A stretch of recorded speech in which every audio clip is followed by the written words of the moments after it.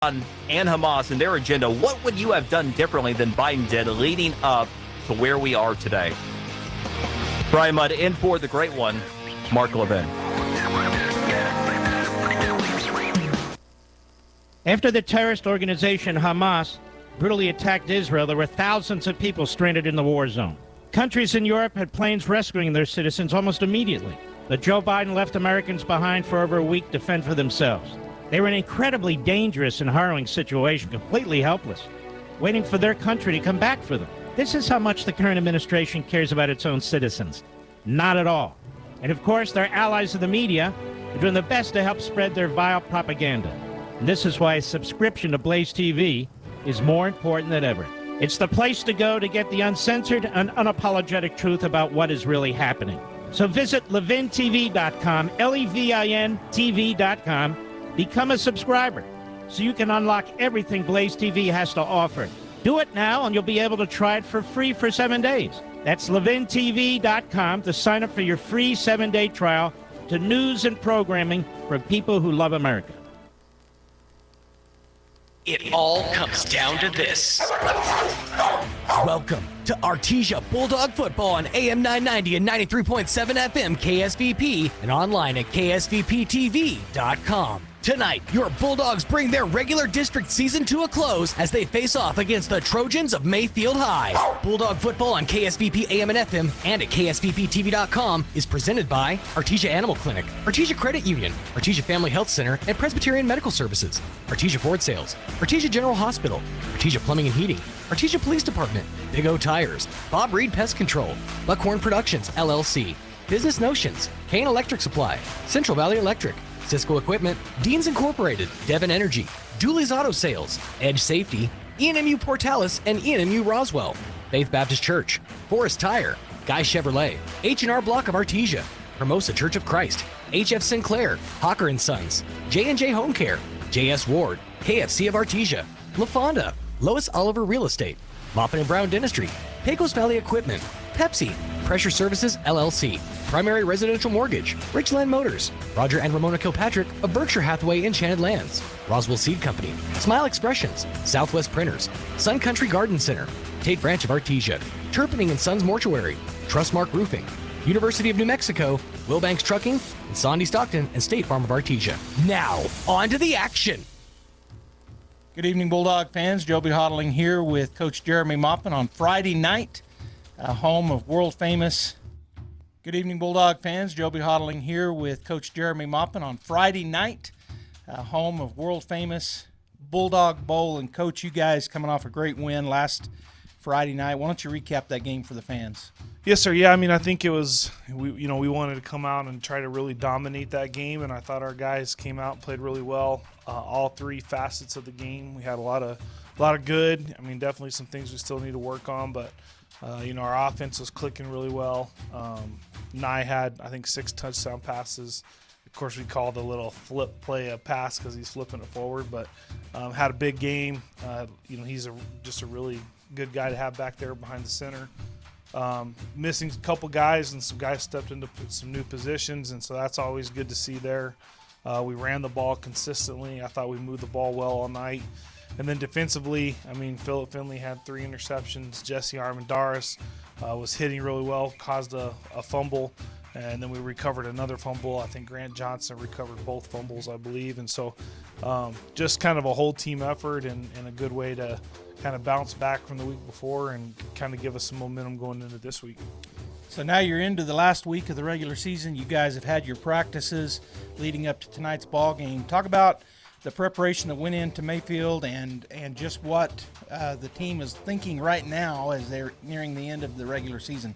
Yeah, we talked a lot this week about making sure we finish this second season strong.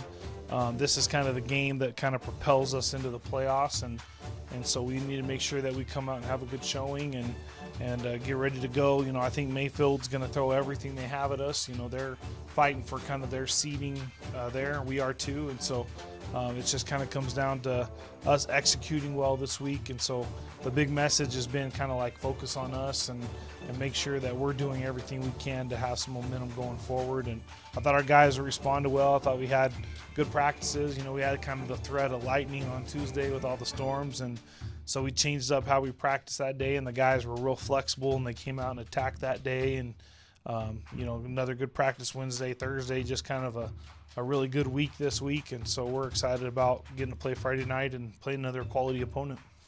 All right, Bulldog fans, thanks for tuning in here on KSVP Radio and KSVPTV.com. But if you're anywhere close, you need to get to the bowl. If you're not already here, come support the Bulldogs tonight, taking on the Mayfield Trojans. Go Bulldogs. This segment brought to you. Good evening, Bulldog fans. Joby Hodling here with Coach Jeremy Moffin on Friday night. Introducing the new and improved taste of Pepsi Zero Sugar. Now more delicious. Zero never tasted so good. Try it now.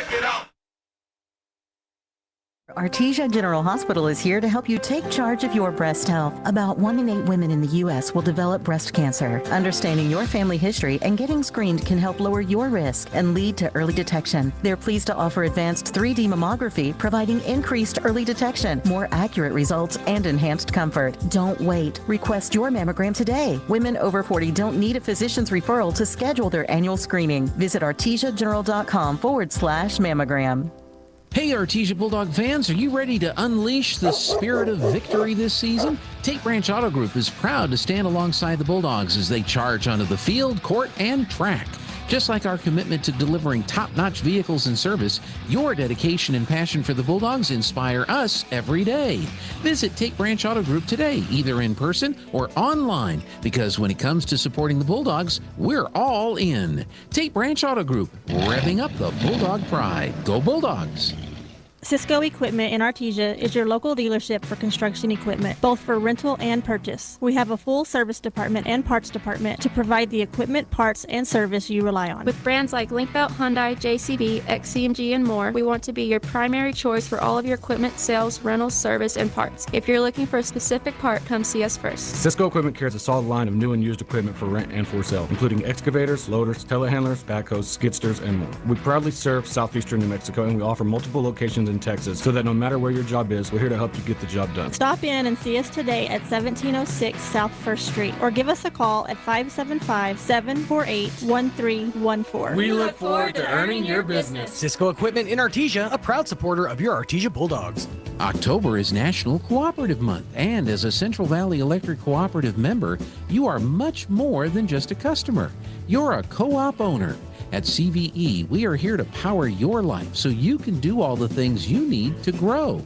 We are better when we grow together.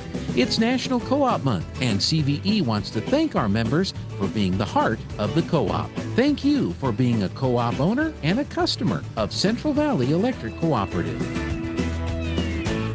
Paul tells us in 1 Thessalonians chapter 5 in verse 13, be at peace among yourselves. Be at peace. How can we find peace? Can I learn to be kind to others? Can I learn to have a willingness to accept others? Not for their sin, but for them. And to teach them that there is a certain way to live life.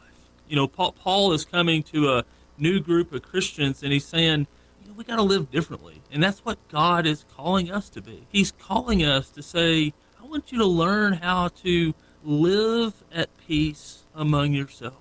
Find that happy place. Find that place that helps others be at their top performance when you're at yours. And then be at that place where if things go wrong, that there's that part of us that forgives, that part of us that shows compassion and kindness and love us. Be at peace. Can you find peace? If you can't, come visit us at the Hermosa Church of Christ. Of all the flowers in the world, pansies get a bad rap. Hi, this is Jim Gill with Roswell Seed Company. The name pansies sound delicate and weak, but in reality, pansies are bold and beautiful. When the frost has killed all the other flowers, pansies start blooming, and they'll bloom all winter long, which is why you should come see us at Roswell Seed. We have a greenhouse full of colorful pansies ready to brighten up the coldest winter day. So come get your pansies, and remember, if someone calls you a pansy, take it as a compliment.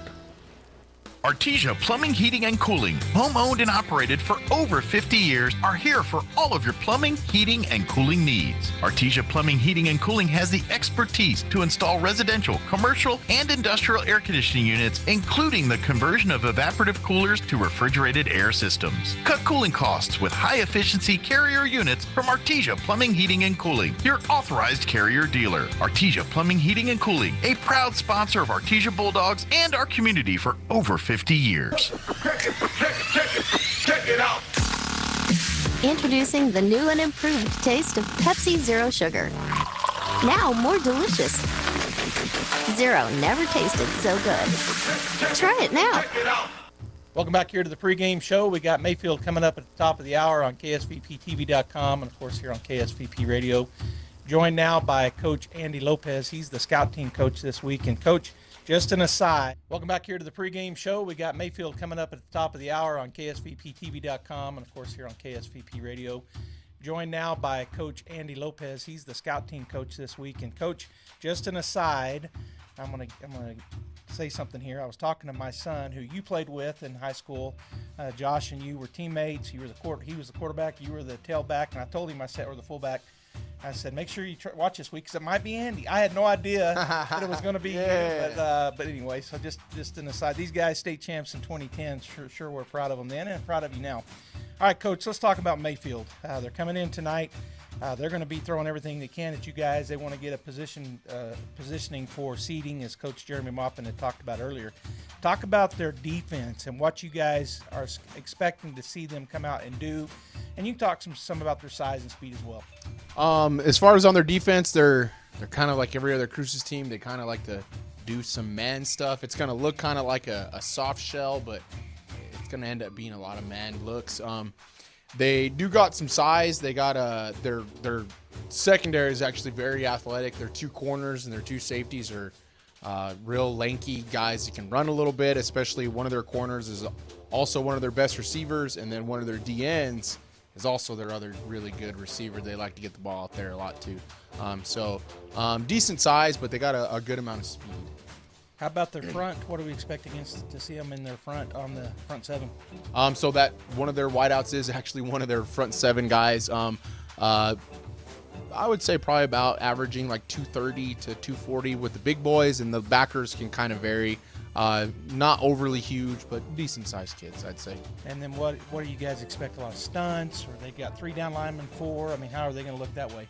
They've kind of mixed it up a bit. They like to go a lot of 4 down, but they'll do 3 down, but kind of leave a guy there, kind of hanging on the edge. As far as stunting, kind of like how you were discussing earlier with Coach Maupin, I mean, kind of expect them to throw everything out that they got at us, so probably a lot of stuff. So whatever, you expect anything. Yeah. All right, let's move over to the offensive side of the ball. What scheme can the fans expect to see them in for the most part, or do they vary it a lot, and how much do they throw and pass? I mean, and run. So not your typical Mayfield team or even Coach Bradley team. They're actually throwing the ball more than they're running the ball. So they're not lining up and 3 in the backfield and just tossing left and right and running power. They're actually spreading the ball out a lot more this year. Their favorite sets are trips and just spread 2-back sets. Wow. Yeah, so not typical.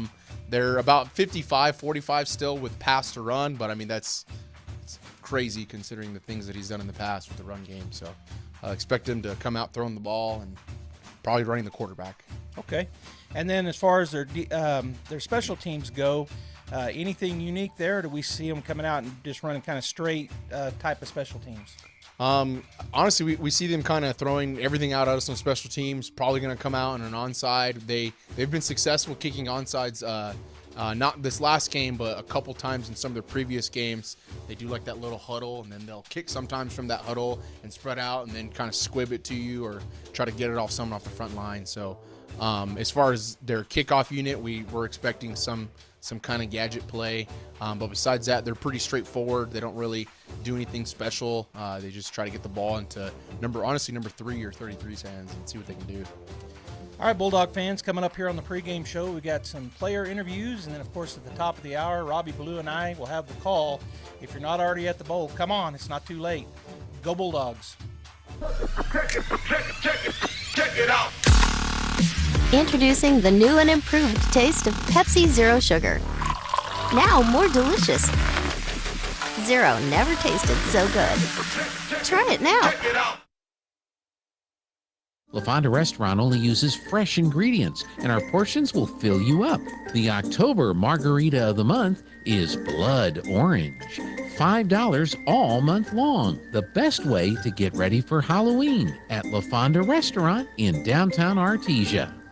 If you're looking for a career that offers challenge, purpose, and opportunity while valuing you and your work-life balance, we invite you to start your journey at Coterra Energy. Here at Coterra Energy, our operations are growing fast, and we're looking for qualified individuals for field and office positions. New employees are eligible to receive a sign-on bonus, and once hired, they'll receive an unmatched benefits package. Producing energy, empowering people, building community. Text Coterra, C-O-T-E-R-R-A, to 71441 to start your journey today. Coterra Energy is an equal opportunity employer. Hocker & Sons of Artesia, a company specializing in excavation and construction, is proud to support and provide construction services to the people and businesses of Eddy County and the surrounding area. With their expert knowledge of the industry, Hocker & Sons is well equipped to offer top-level service and professionalism to all oil field businesses, commercial and private parties with excavation and construction needs. Call Hocker & Sons today at 575-365-3175 or visit their website at hawkerandsons.com. Go Bulldogs! Wilbanks Trucking Services in Artesia is seeking dedicated and motivating individuals to join their team. Immediate openings include CDL drivers with pay starting at $25 to $33 per hour depending on experience. Riggers with pay starting at $20 per hour and open positions for owner-operators. Wilbanks Trucking Services offers full benefits including medical, dental, vision, 401k, and housing for out-of-town employees. For more information on career opportunities, please call 575-746-6318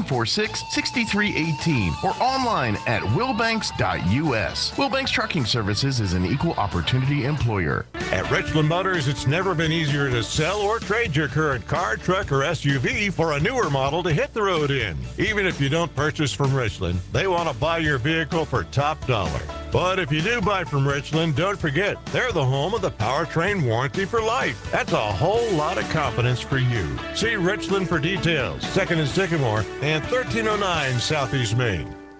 Hi Artesia, Cambria here from your local KFC and Taco Bell. Being a mom of 2 boys, I know the struggle after a long day of trying to get dinner on the table. So let us take that off your to-do list. Come by and try our 10-piece feast. A 10-piece dark special with mashed potatoes, gravy, creamy coleslaw, 5 buttermilk biscuits, and a half-gallon beverage bucket of your choice for only $31.99. We will also now honor our competitors' coupons at our location. Yes, that's right. Save your gas from driving across town and bring their coupons to our store. As always, it's great to be a Bulldog, and we hope to see you soon at your local Artesia KFC Taco Bell. Dean's Inc. of Artesia provides a superior choice for all your electrification, communication, and supply needs with a vision to be the premier industrial electrical service provider in New Mexico and West Texas, providing unparalleled quality in supplies and service with highly skilled and conscious personnel. We pledge to our customers to exhibit the utmost in integrity and reputation while providing superior quality in all we do. Dean's Inc., located at 409 Commerce Road or online at deansinc.com. Devon Energy is proud to support Artesia High School athletic programs. By partnering with Artesia, we're making an investment in the long-term future of our community. Sports teach discipline, teamwork, and leadership, skills our youth will use to succeed for a lifetime. From our team to yours, Devon Energy wishes you good luck this season, both on the field and in the classroom. Go Bulldogs from Devon Energy. Your friends at Artesia Ford Sales have been doing their best to find a great selection of new and quality pre-owned trucks and SUVs so you can get what you need when you need it. While brand new vehicles may be hard to get, there are some great used vehicles out there if you know where to look. That's what the staff at Artesia Ford Sales does every day. Hunt down quality pre-owned trucks and SUVs so what you need is most likely on the Artesia Ford lot right now. Check out the website daily, or better yet, stop by and tell them what you're looking for and let them do the hunting for you. Artesia Ford Sales, helping folks get the vehicles they need for over 57 years.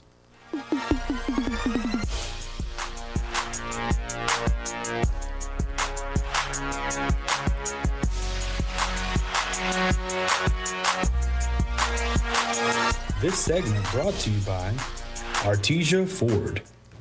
My name is Jesse Lerock. I'm number 24. I play running back. and I'm a senior. I'm also involved in track. Favorite teacher is Miss Walker. Favorite football team is the Pittsburgh Steelers. My favorite part about being a Bulldog is the dog pile before the games. My name is Angelo Silvas. I'm a senior, play DN. I'm also involved in National Honor Society. My favorite teacher is Miss Martinez. My favorite football team is the Dallas Cowboys. And my favorite part about being a Bulldog is the dog pile.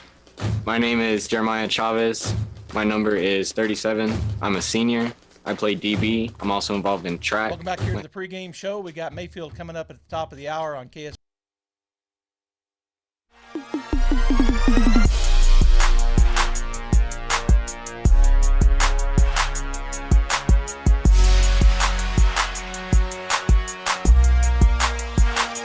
This segment brought to you by Artesia Ford.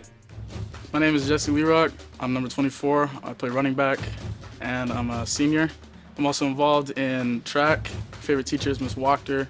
Favorite football team is the Pittsburgh Steelers. My favorite part about being a Bulldog is the dog pile before the games. My name is Angelo Silvas. I'm a senior, play DN. I'm also involved in National Honor Society. My favorite teacher is Miss Martinez. My favorite football team is the Dallas Cowboys. And my favorite part about being a Bulldog is the dog pile.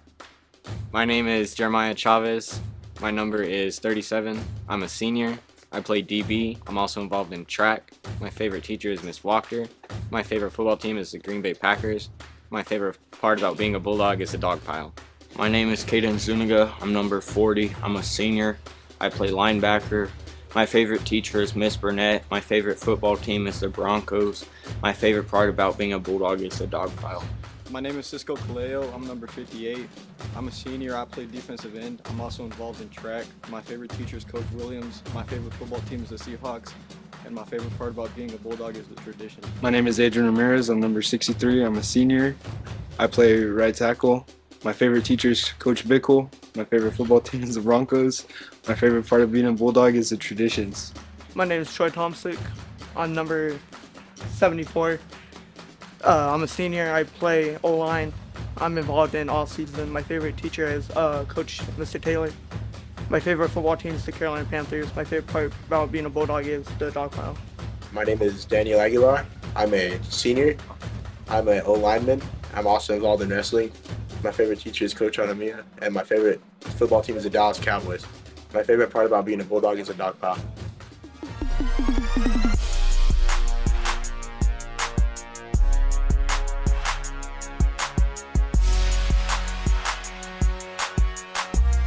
This segment brought to you by Artesia Ford.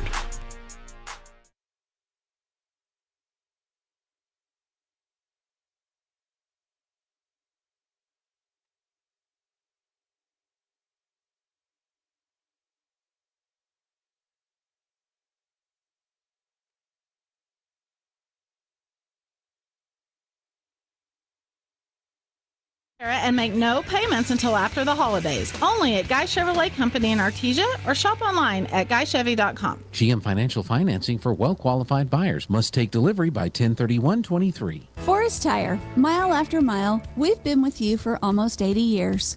Nowadays, it seems like nothing is built to last. Phones, appliances, cars, computers. But the new Michelin Defender 2 tire is designed to outlast. With a quiet and comfortable ride, you'll have the confidence you need on the roads, whether they're wet or dry. So goodbye to short-lived and hello to something that lasts. Forest Tire, keeping you rolling since 1944. There really is no one quite like you, and no one quite like the ones you love. At Turpinning & Son Mortuary, they take pride in providing families with the best service possible. The phrase, "we make it personal," is not just a tagline. It's the way they conduct themselves every day as they honor the ones you love in their own unique and special way. Located at 611 West Grand in Artesia. Visit artesiafunerals.com to learn more. Turpinning & Son Mortuary, proudly serving our community and your family since 1954. You're invited to Los Agaves Restaurant in Artesia, which is a must-visit for lovers of Mexican cuisine, especially Jalisco-style dishes with the most authentic taste in all New Mexico. Los Agaves has a very exquisite daily buffet from 11 a.m. to 2 p.m. And the holidays are just around the corner, so don't forget to call Los Agaves and reserve dates for your holiday gatherings. Los Agaves Restaurant, located at 611 North 8th Street in Artesia. Call us today at 875-736-4037. When you make the right decision, it feels good, like picking the perfect accent rug or choosing a good night's sleep over an all-night crime show binge. It feels really good to make the right insurance decision, too. That's why State Farm agent Sandy Stockton is right here in Artesia to help you select the right protection at the right price. Sandy will make sure you understand your State Farm coverages so you'll know what to expect if the unexpected happens. With State Farm agent Sandy Stockton, it's easy to make the right choice. Just call her when you want the real deal. Like a good neighbor, State Farm is there. Every piece of land has a story, written by those who work it. But everyone's story is different. So the question is, how will you tell yours? Behind the wheel of a John Deere compact tractor, mower, or Gator utility vehicle. Run with us and start telling your story today. Stop by Pecos Valley Equipment in Artesia and Roswell, or visit us online at pecosvalleyequipment.com. Fall flowers are in at Sun Country Home and Garden Center in Artesia. Mums, pansies, flowering kale, and more, providing color over the winter into spring. Did you know that fall is a great time to plant cold, sturdy trees and shrubs? The cooler weather makes transplanting less stressful for the plant, and they'll grow great in the spring. Take advantage of the September special. 15% off in-stock perennials, shrubs, roses, and trees. Junipers and pines are 40% off. Sun Country Home and Garden Center, 2707 South 1st Street in Artesia. It's the Big Savings Grocery Sale at Fens Country Market in Artesia. Hungry Man dinners, assorted, 2 for $6. Crisco vegetable oil, 40 ounces, $3.98 each. Multi-Mill cereals, select varieties, 25 to 30 ounces, 2 for $7. And Peter Pan peanut butter, select varieties, 2 for $5 at Fens Country Market in Artesia. And right now, Pepsi select flavors, 24-pack cube, $8.99 each at Fens Country Market in Artesia.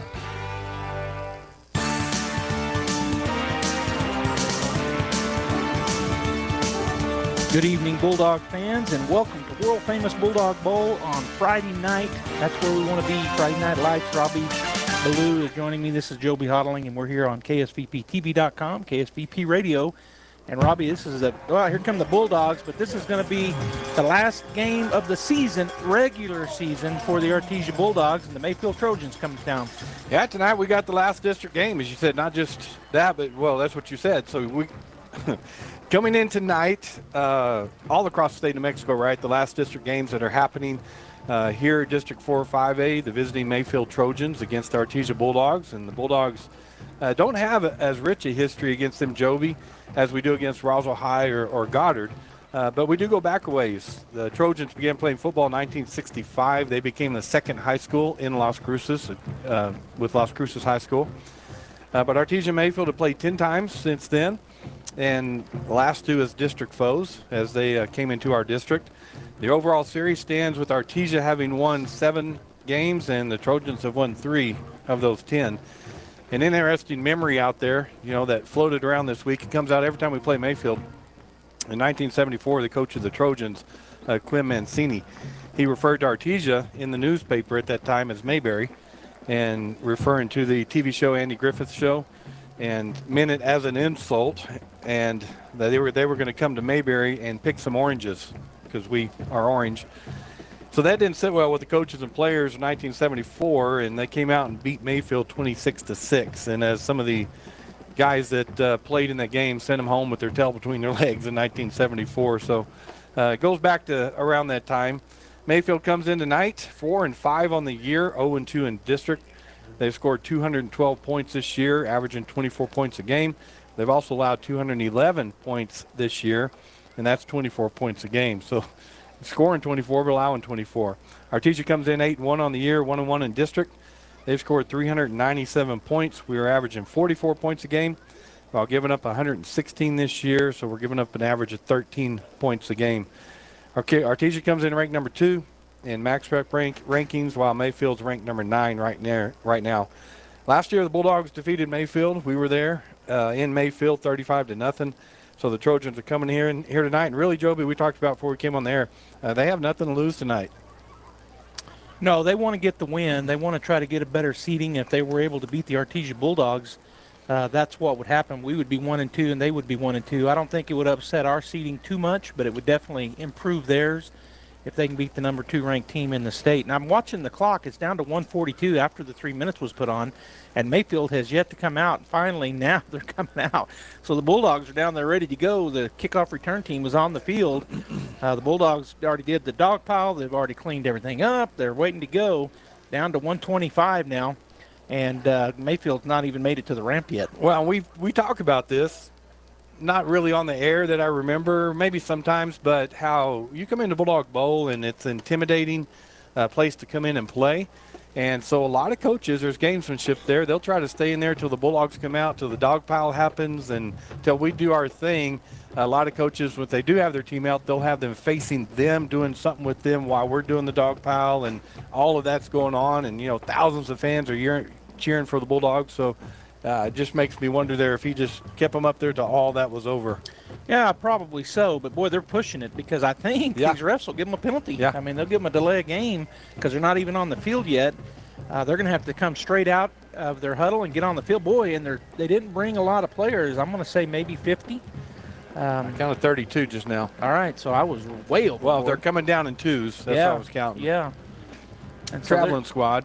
Yeah, I guess so. And they've got to get onto the field because there's 23 seconds. Now, that's plenty of time, I would think, to get out there, but we'll see what happens. There's a small contingent of Mayfield fans here, so good to see that. And, of course, we got a great crowd here, as always, at Bulldog Bowl. Just almost completely still as we look at the flag in the north end of Bulldog Bowl. It's moving very, very little. So just a beautiful night here. No wind really to speak of. It's cool. There's a full moon out, big full moon, and here come the Mayfield Trojans. So we're about ready to go. They got the 12 minutes on the clock. The refs are about to break up. Bulldogs are on the field in their huddle on the 40, and so kickoff return. Yeah, the Bulldogs won the toss. They elected to receive, so they'll get that first. And I was just going to mention another district action tonight. We got Roswell and Goddard playing in Roswell. And, Roswell's number 1. I think Goddard's number 3 right now, according to the Max Preps, and that's what we're going by. They are number 3. So you got 1 and 3 going at it in Roswell, so we'll keep updated on that and keep everybody updated if you're listening here. You can also watch that. Watch them both at the same time if you want on KSVP TV. Yep. Watch that game. Yeah, they can have it. You can have it on your Facebook on one screen and YouTube or KSVP TV, as you said, on the other. So we'll have them all 3, and really they'll have a Roswell broadcast with the Roswell guys, and then they'll have a Goddard broadcast. They is in KSVP. Yeah. We'll have Roswell broadcasters on the Roswell side, the Goddard broadcasters on the other side, and of course you and I here at Bulldog Bowl taking on Mayfield. I want to say congratulations to Artesia girls and boys soccer. They won the district titles last night, so great job by them. And we had a big win over Goddard at the pit last night in our volleyball team. So those 3 teams all come out on top, and the girls and boys soccer win district. Yeah, and the volleyball team is in the driver's seat in district right now. They play each other twice during district. They've been through the first round, and they won all 3. So they're in the driver's seat for a district championship if they can continue to win. Have they played Lovington yet? No, we probably play them Tuesday. But yeah. We beat Portales and Goddard, and that's the number 2 and number 4 team in the state. Right. All right, so they did get onto the field in time, and they're ready to kick off, and they come in a bunch here. And I was thinking you couldn't do that anymore, but Coach said that they might come out of that. And then, okay, so they do stop. I saw somebody do it this year. Okay, well. Yeah. So I guess you still can do it. I was thinking, but he said they may do it out of that. Mm-hmm. And so we'll see if they'll kick it deep or not. More than likely not, but here comes the kickoff. Squib it up the middle. It's going to be caught at the 35-yard line, kind of waiting to see where to go, and he's going to bounce it outside. Is the Bulldog runner. He's got a corner to get to. That's Casadas going down the sideline, and that's great field position. Gets to the 45 of Mayfield. Line drive kick right to him. Did a great job of handling that. That's not easy to do with the football. And then he just kind of, as you said, waited 3 or 4 seconds for his blockers to – he was looking for a lane. Didn't find one, kicked it out to the right, and picked up some yards. So it'll be 1st and 10 for the Bulldogs at the, wait, we had a penalty? No penalty. Need a ball. He was just pointing towards the Bulldog side of things, was the white hat, so I thought maybe I'd missed something, but no penalty. Just getting the ball. It's going to be Bulldogs offense starting at the Mayfield Trojan 45-yard line. And the Bulldogs in trips to the left. They got man coverage over there. Well, they got a safety deep. That linebacker on that slot. Going to turn and throw it out to the slot. Casadas. Good job by the Mayfield Trojans. Come up in a tackle for loss. Yeah, number 3 came off the block really well, and that's Brian Coyle. And I remember his name from last year. He's a good football player. And he got off the block and was waiting on him to run to him. So good play by Coyle. Bulldogs out there on the block. He just was able to, as you said, get off that block. He shed our blocker pretty quick. All right, so trips to the near side now. Ball on the far hash. 2nd down and about 10.5. Call it a short 11. Snap is back. Going to look this way, fake it that way. He's going to throw a screen to the other side, and he got Bulldogs out in front. Oh, they missed the guy, but he ran by him anyway. Did the running back, and he's still going on the sideline. Finally knocked out of bounds. He had 4 linemen out in front of him and 1 Trojan, and all 4 of them ran by that Trojan, and Glendo up sideline just ran right by him. I mean, just his speed. Coyle finally knocked him out of bounds and saved a touchdown there. So 1st and 10 at the 13-yard line. Yeah, everybody ran by him, including the running back. All right. A formation, snap is back, looking to throw. He's going to throw the stop route. It's going to go through the hands, in and out for an incompletion. Yeah, looking over to the left to Duran, and just when as soon as he turned around, ball was there. It was a little high and went right through his hand, so he usually catches those. 2nd down and 10. We're at the Mayfield 13-yard line, so we can get a first without scoring. Yard to get is the 3-yard line. We're going to go A formation look. Galindo to the left of Estrada in the backfield. Takes a look at the defense, turn. He's going to hand it off. He's going to get around the right side. Galindo trying to get that corner, which he does. He bounces off of Mayfield Trojan and into the touchdown. Number 21 had an angle on him. That's Gamma. And I think he thought he was going to get him, and Galindo just ran past him. Couldn't get him. And then number 13, that's Hart, came up and he wrapped him up. Galindo just spun off of him. He kind of lowered his shoulder, and Galindo put a move on him, spun off of the hit, and went in the end zone. Bulldogs lining up to go for 2, and they got a weird look, and they're coming out of the swinging, and then they're going to have a penalty on the ground. It's going to be offsides on Mayfield. They jumped across, and the Bulldogs went into motion. So now we're going to bring in a different group of Bulldogs. It looks like we're bringing in the heavy package, Robbie. We're going to be a half yard shorter or closer, or a yard closer. Yeah, in this heavy package, Weston will run the quarterback position. Galindo in there as well. So it looks like Galindo. Yeah. Galindo's going to run it, and he's got big 66 Amandadas, and the middle line, he's a tackle, and the middle linebacker, Wesson, on his left side. Galindo, the running back, and a man in motion is going to be coming from the right side. Nice block on that side. He's going to go in with, oh my goodness, there's a pancake by Amandadas. Does pancakes the Trojan, and we scored the 2 points. Actually, Wesson that did it. Oh, was it Wesson? Yeah, it was Wesson that led around there, and the Trojan was standing there, and he decleated him, hit him, feet came in the air and hit backwards on the turf, and Galindo just walked into the end zone. All right, so the Bulldogs go up 8-0, and we're going to go ahead and take a break. I thought we were going to. We're going to keep it here. I'm going to have to figure out what's going on with our system, Robbie. I don't have any. Let's see what I need to do here. I'll let you talk about that drive. All right, that's touchdown summary presented by Justin Edwards at Artesia Ford Sales. You'll score a winning deal when you visit with Justin at Artesia Ford. That drive by the Bulldogs, 4 plays, covered 45 yards, capped off by a 13-yard touchdown run by Galindo. 2-point run by Galindo also was good. Bulldogs lead 8-0 with 10:58 left here in the first quarter. So the computer confused me. I turned and looked, and there was no ads to run. But I figured it out. Normally it just, well, it's ready to go now as the Bulldogs are out on the field ready to kick off. Jake Parrish on the 40. Here's the kick. Nice, high, deep kick. Going to be caught about the 8-yard line. Bulldogs are down there in a hurry, and they're going to wrap up number 26, I believe, short of the 20-yard line, about the 16. Yeah, Justin Madrid had to wait on that to come out of the sky.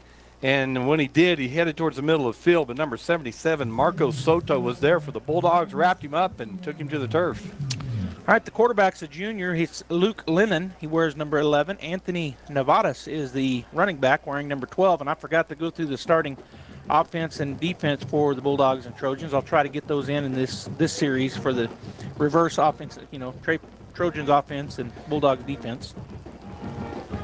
They got a twins on the left side, ball near the middle of the field, going to bring number 3 in motion. Bulldogs get off the ball well, and they're going to tackle him in the backfield. Loss of 1. Yeah, Huffman and Grantham just got off their blocks, and they were trying to run that give to the left side of that line, and, boy, they hit him early and took him down. All right, so Mayfield going to get right back on the ball, so I won't try to give any of their players except for the quarterback, Lennon. He's in the shotgun. He's got Navarez to his right as he takes a look at the Bulldog defense. Bulldogs showing blitz. Now they're going to back out of it. They're really showing a lot of stuff, are the Bulldogs. All right, snap is back. Turn, hand it off again. In the backfield again. It's going to be another loss. And, man, that was a great tackle, Robbie. Yeah, Huffman came in there again, got off his block quickly, and a perfect form tackle, took him to the turf. But let's talk about this, Joey. You're watching them in and out of the gaps there on the defensive line. That messes with the offensive line because they got a call on who's blocking who unless there's a blitz. So they constantly having to change that call every time the Bulldogs are doing that. Another loss of 1, so it's 3rd down and 12. Lennon watches the man go behind him. He's going to turn and throw it backwards, looking to throw it deep. He's hit, and the ball, it's a fumble. Touchdown, Bulldogs. Rodriguez comes in hard as that pass was to Coyle backwards, and they're going to try to throw it down the field. And when he reared back to throw, Rodriguez put a hit on him, and that ball came out, and I didn't see who picked it up. Number 20. Number 20. So Finley Rascon, the man with 3 interceptions last week, picks it up and scores for the Bulldogs. All right, they're going to go in the swinging gate are the Bulldogs. I didn't say it was a fumble real fast because I thought maybe they said his arm was going forward, but they did not. And so the Bulldogs, Finley picks it up, goes in, and the Bulldogs now lead 14-0 with 9:39 to go in the first quarter. They are in the swinging gate, and they will swing out of it. So we'll see if they do something out of this, but besides just kicking the PAT. Rascon will line it up. Casadas will be the holder. Johnson the center. Snap is a good one. Hold is down. Kick is up. And the kick was a low line drive, and it is good. All right, Joey, that was a great fumble recovery by the Bulldogs. Don't you fumble away a great deal on your next truck or SUV. Follow on a great deal with Robbie Burgess at Artesia Ford Sales. Stay right there. We'll be right back. 15-0. Bulldogs. 9:39 to go in the first quarter. To be a champion, each team member must do their part to help the team win. That is true in business too. Edge Safety and Services LLC want to do their part to help your business win. They specialize in several field services: sandblasting, coating steamers, pressure washing, repairs, and cleanouts. Edge Safety also offers drug and alcohol screening and on-site services and safety trainings to make you better. Edge Safety and Services LLC, 575-736-1047. Proud supporter of the Artesia Bulldogs.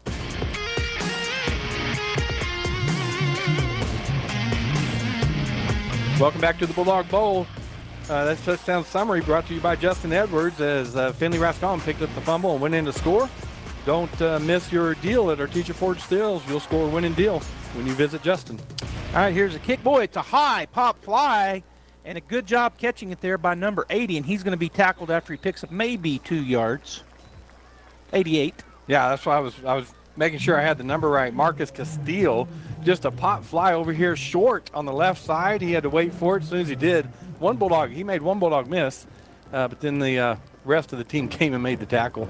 So it'll be 1st and 10 for the Trojans at their own 39-yard line. They will be on the near hash. They're going from the south to the north. I don't know if I said that earlier, but I think you did when you said they chose to defend the south goal. Bulldogs won the toss. All right, so we're going to have the running back to the right of the quarterback, Lennon, in the backfield. A slot and a wide out to the far side. Bulldogs showing a blitz again. And he's changing the play. Bulldogs bring a lot of guys up on the line of scrimmage. Lennon takes a look at that and calling out what he wants to do here. Snap is back.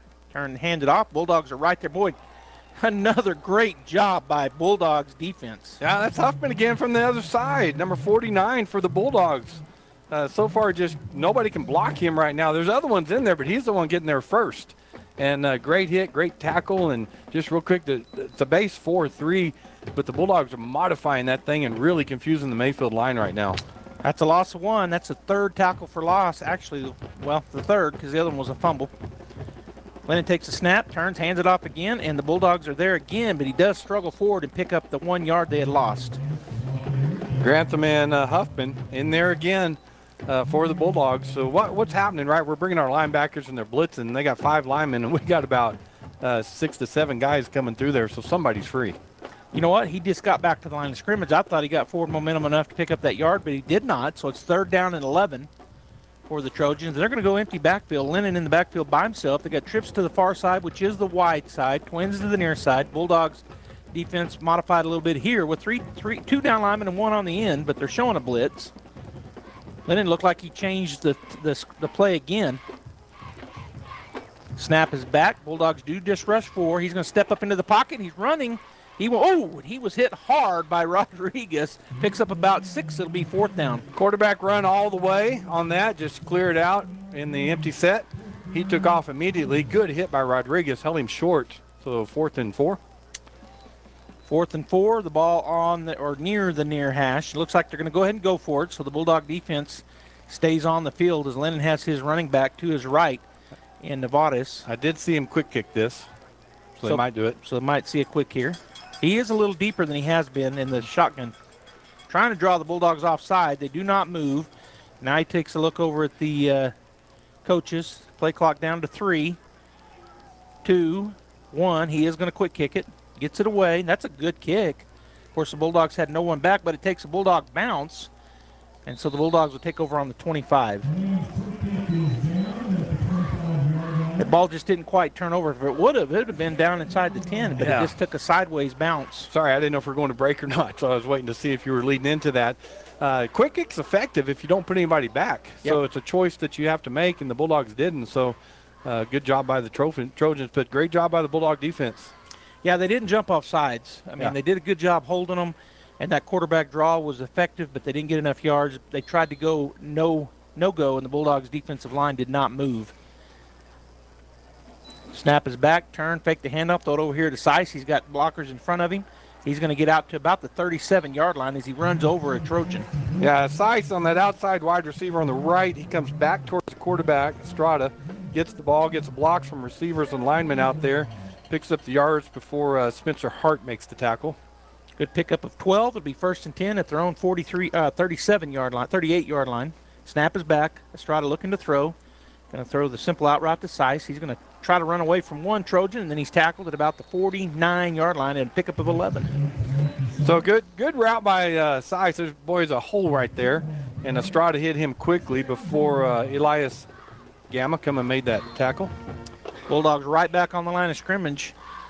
A formation look. Galindo to the right of Estrada in the shotgun. Ball in the near hash. Snap is back. He's looking to throw once again. 3-man rush, trying to play into the zone. Throw it to the other side. It's caught over there. Going to be another big first down pickup, and I believe that's Casadas. Yeah, so they're only rushing 3.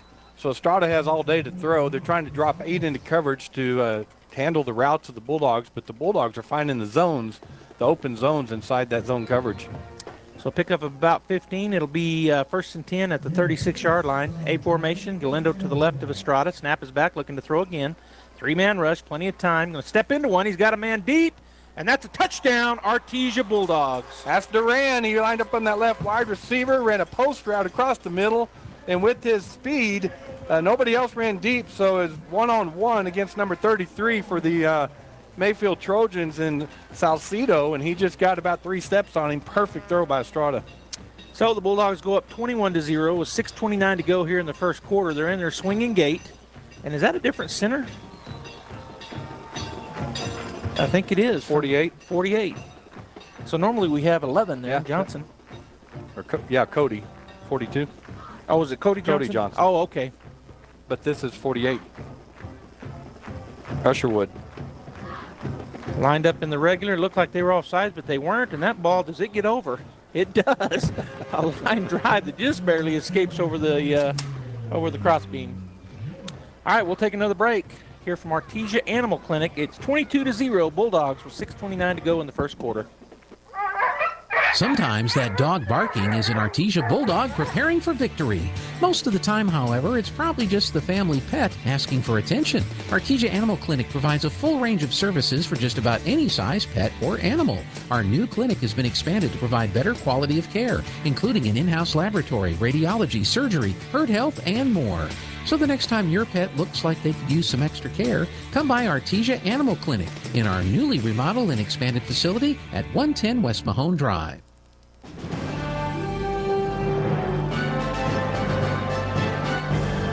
All right, this touchdown summary brought to you by Justin Edwards at Artesia Ford Sales. You'll score a winning deal when you visit with Justin.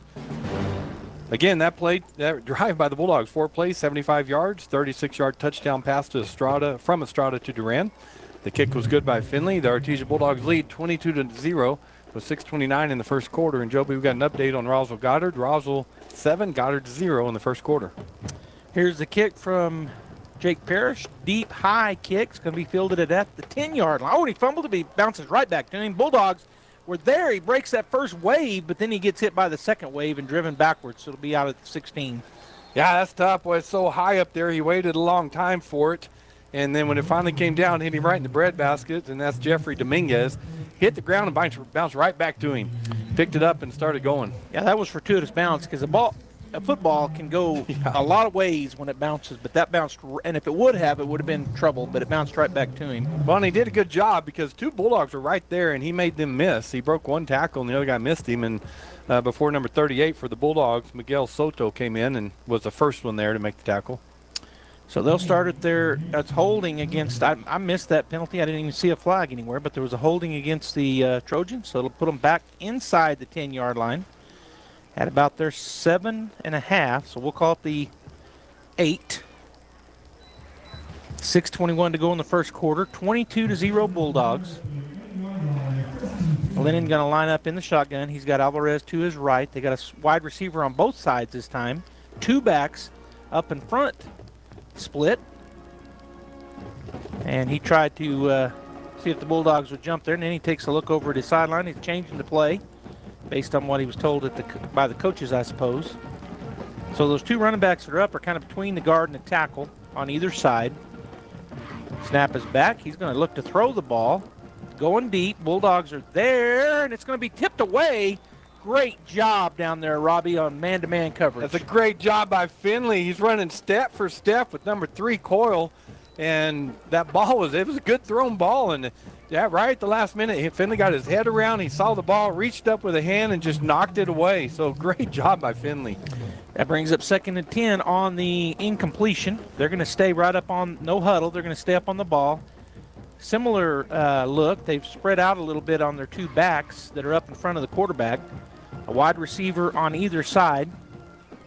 Alvarez to the right of Lennon in the backfield. Snap back. Going to drop into the end zone. Looking that way again. And that's going to be, almost intercepted. Finley was the receiver that time as he got one hand up, but it falls incomplete. Yeah, trying to get it to number 33, just down that right sideline again, Salcido. But Finley this time was behind him. He looked like the receiver, and the ball was just over his outstretched arms, or he would have had an interception. Yeah, and he got his hand on it. I thought, man, he might make a one-hander, but it got bounced off of it and went out of bounds. So incomplete, 6:10 to go in the first quarter.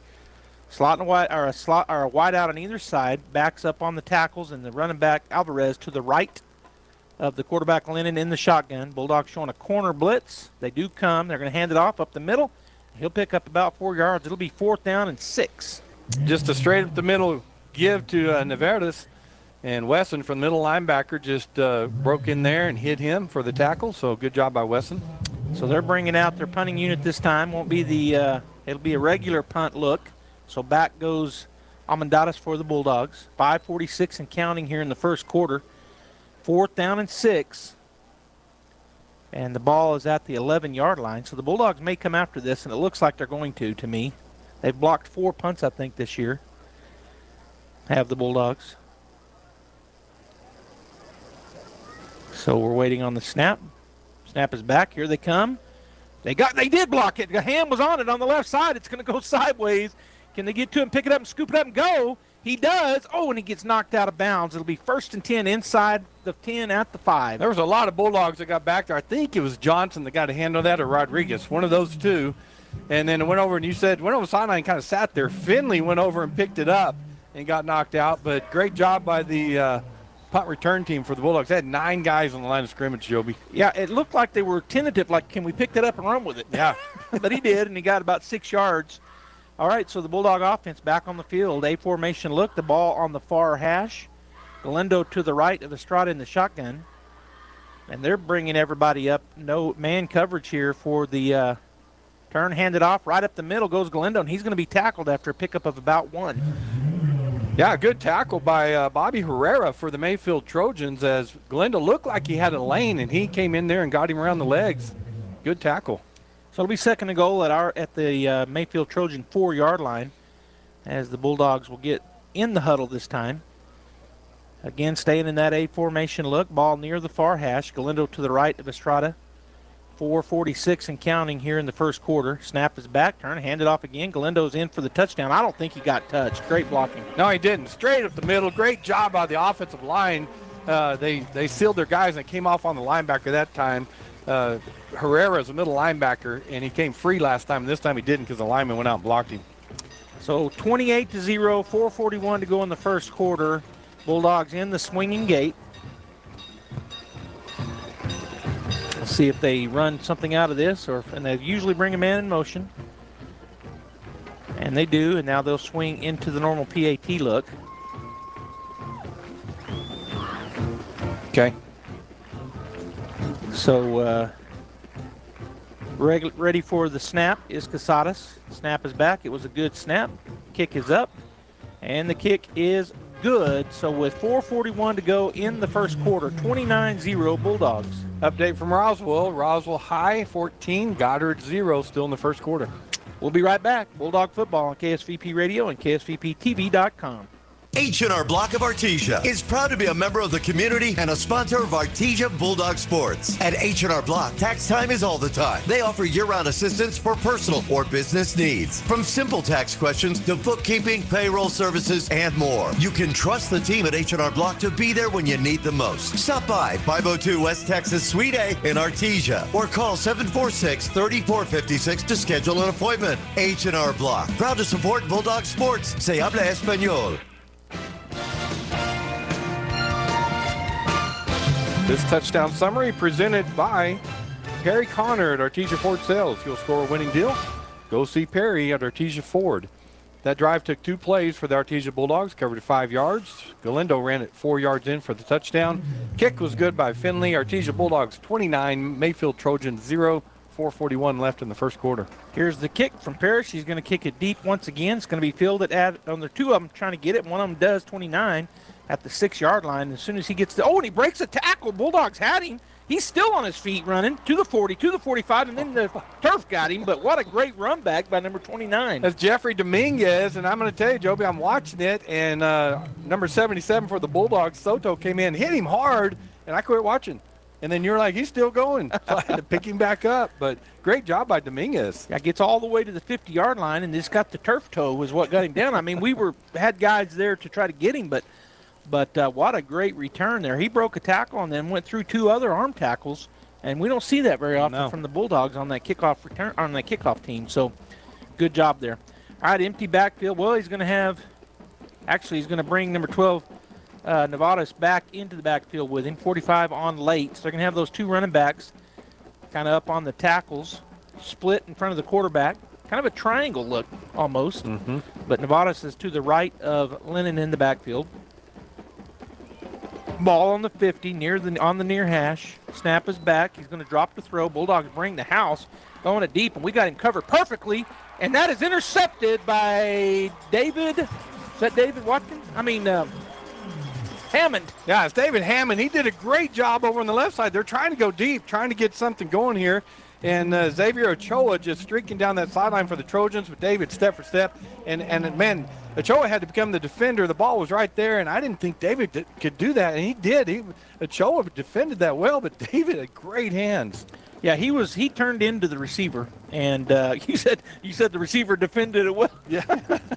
But that's a second turnover. And that interception was huge, just like the awesome deal you'll get from Raul Rodriguez at Artesia Ford Sales. Bulldog offense on, looking to throw the ball. Nope, it's going to be a draw. A lot of run to room for to the 30. He breaks through. He's out to the 35-yard line, and that is Galindo. So they backed up. They're dropping those 8 guys. Bulldogs read that, so they run the draw play. They let him back up, hand it to Galindo, and he does what he does. He picks up a lot of yards. All the way out to the 36-yard line. Galindo to the right of Estrada. Turn, hand it off to him again. He's going to run into some traffic this time after a pickup of 4. So just run into that left, and that's Herrera, the middle linebacker, number 75, the first one there. And that is Mendoza on the tackle for the Trojans. And the Bulldogs putting the foot down on the throttle. They're just right back on the line of scrimmage. Galindo to the left of Estrada this time in the shotgun. A formation look. He's been to the right. This time is on the left side. And they're showing maybe a blitz here. He back out of it. Snap is back, looking to throw this time. Good blocking. It's going to be caught by Casadas over the middle. He's hit hard, but he hangs on to the ball at the 40-yard line. So Trojans changing it up. They were rushing 3. Now they're bringing 4. And so different routes we're seeing this time. Running in route from Casadas and hitting perfectly in stride. There was a Trojan on him, but he just brings that in for the big pickup. There is a penalty flag down, and those pink ones are hard for me to pick up. I don't see them as easy, so now I've got my eyes adjusted. I need to look for pink. That's a personal foul on the Bulldogs. The blindside block. So that'll be a big one. The ball was at the 40. It should remain second down. It's 15-yarder, I believe. So all the way back to the 25-yard line. And it will be second and a lot for the Bulldogs. Second and 21. As the offense will huddle up this time for the Bulldogs. 3:34 to go in the first quarter. 29-0 Artesia. Trips to the near side. Empty backfield. Slotting a wide out to the far side. Estrada takes a look over the defense. Snap is back. They rush 5. They're going to run the little screen to the opposite side. They got a lot of people out in front of him. Again, one guy to block, and they don't block him. He makes the tackle. Yeah, the corner over there. The receiver was on him, blocking him. And he came off of that block with the lineman ran by because he thought he was blocked. And that's number 33 over there for the Trojans. That's Zayden Salcido. Great play by him, or that might have been a touchdown. I thought it was going to be, to be honest with you. He just made an outstanding play. As you said, pick up a 12. It's 3rd down and 9. Snap is back.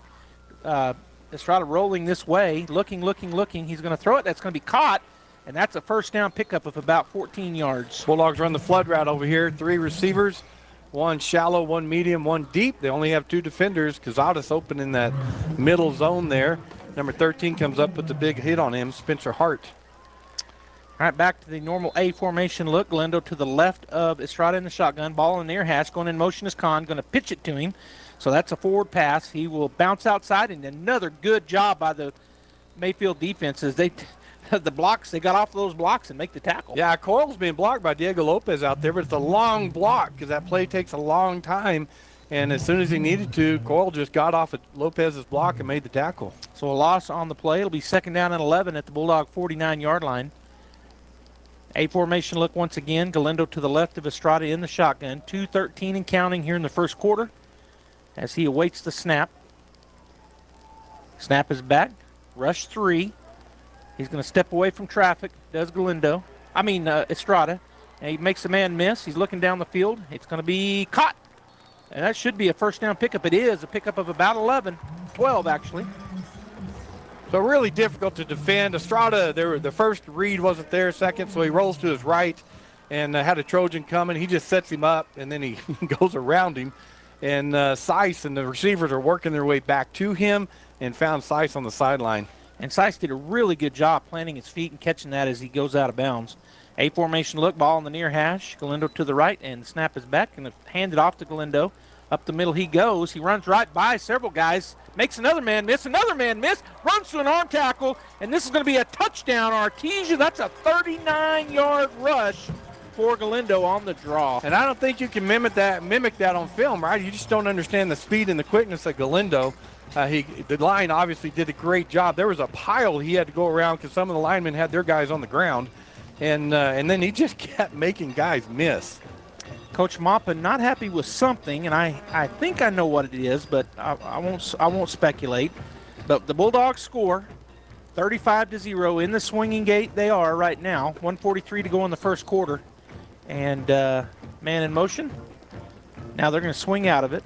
Well, he was really upset. I think that there was some chop blocking going on our offensive lineman. I think, the defense diving into him. I could be wrong. But he was not happy. Still not happy. They're putting on the pressure. Kick is up. And the kick is good. So with 1:43 to go in the first quarter, 36-0, Artesia. Buying a used vehicle nowadays can be quite scary. But not at Dooley's Auto Sales in Artesia. The only thing scary at Dooley's is their frightfully good selection and prices on cars, trucks, vans, SUVs, and crossovers on the lot today. They have something for everyone with low down payments and scary, easy financing. Like Danny says, I'll tell your brother you want. If I ain't got it, I can get it. If I can't get it, nobody can. So come on down. Dooley's Auto Sales, 1212 South 1st Street in Artesia. Come and save today, if you dare.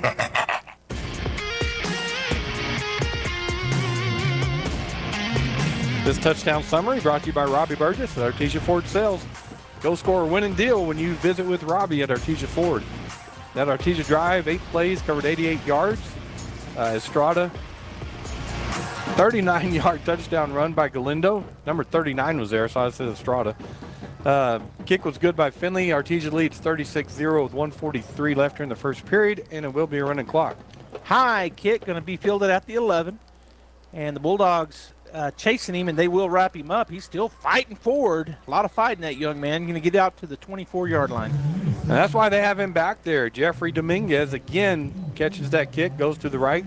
Soto the first one there, and couldn't get him down. He had to get 2 or 3 other Bulldogs in order to make that tackle. All right, so it'll be 1st and 10 at their own 24-yard line. The clock is running, as it will be as long as the Bulldogs are up by 35. I was going to say the balance of the game, but they could get back under 35 and it would stop normally. Trips to the near side, ball near the far hash. One receiver to the far side. Nevarez to the right of Lennon in the shotgun. Snap back. He's going to roll. They're going to run a screen. Bulldogs are coming hard. And he gets outside over there. Number 12, is that Nevadas? And he gets all the way to the 40-yard line. Pick up a 15 to 16. Best play they've had. Yeah, good play by the Trojans. They had trips to the left, ran this little bubble route, a screen over there on the right. And David Hammond had come all the way from the right, chase him down from behind to make that tackle. All right, they're going to go trips once again. Nevadas, I keep saying Alvarez, sorry about that. Nevadas will be to the right of Lennon in the shotgun. Now he moves to the left side, trips to the near side, which is the wide side. Snap is back, turn and hand it off to Nevadas, and Bulldogs are right there. They're going to give him back to the line of scrimmage. Yeah, just going up the middle, but Fisher and Micah Aguirre in there making the tackle for the Bulldogs. 2nd down and 10. We're down to 10 seconds. They're going to stay in their no huddle. Trips again to the left side, which is the near side to us, and the wide side. 3, 2, 1. I think they're going to run out of time. It'll be end of the first quarter, 36-0. The Artesia Bulldogs will be back. Hey, Bulldog fans. Hey, guys. How's it going? My name is Josh Howard. I'm one of the student pastors here at Faith Baptist Church. We're really excited. We're having an escape room on November 11th. What we need you to do is we need you to sign up. You can Hey, Bulldog fans. Hey guys, how's it going? My name is Josh Howard. I'm one of the student pastors here at Faith Baptist Church. We're really excited. We're having an escape room on November 11th. What we need you to do is we need you to sign up. You can text ESCAPE to 68878, and that will send you to a link to where you can sign up for the escape room. This is going to be it's a great outreach, a lot of fun for you and your family. We have time slots from 10 a.m. to 9 p.m., so get you and your family signed up. Go Bulldogs. Go Bulldogs.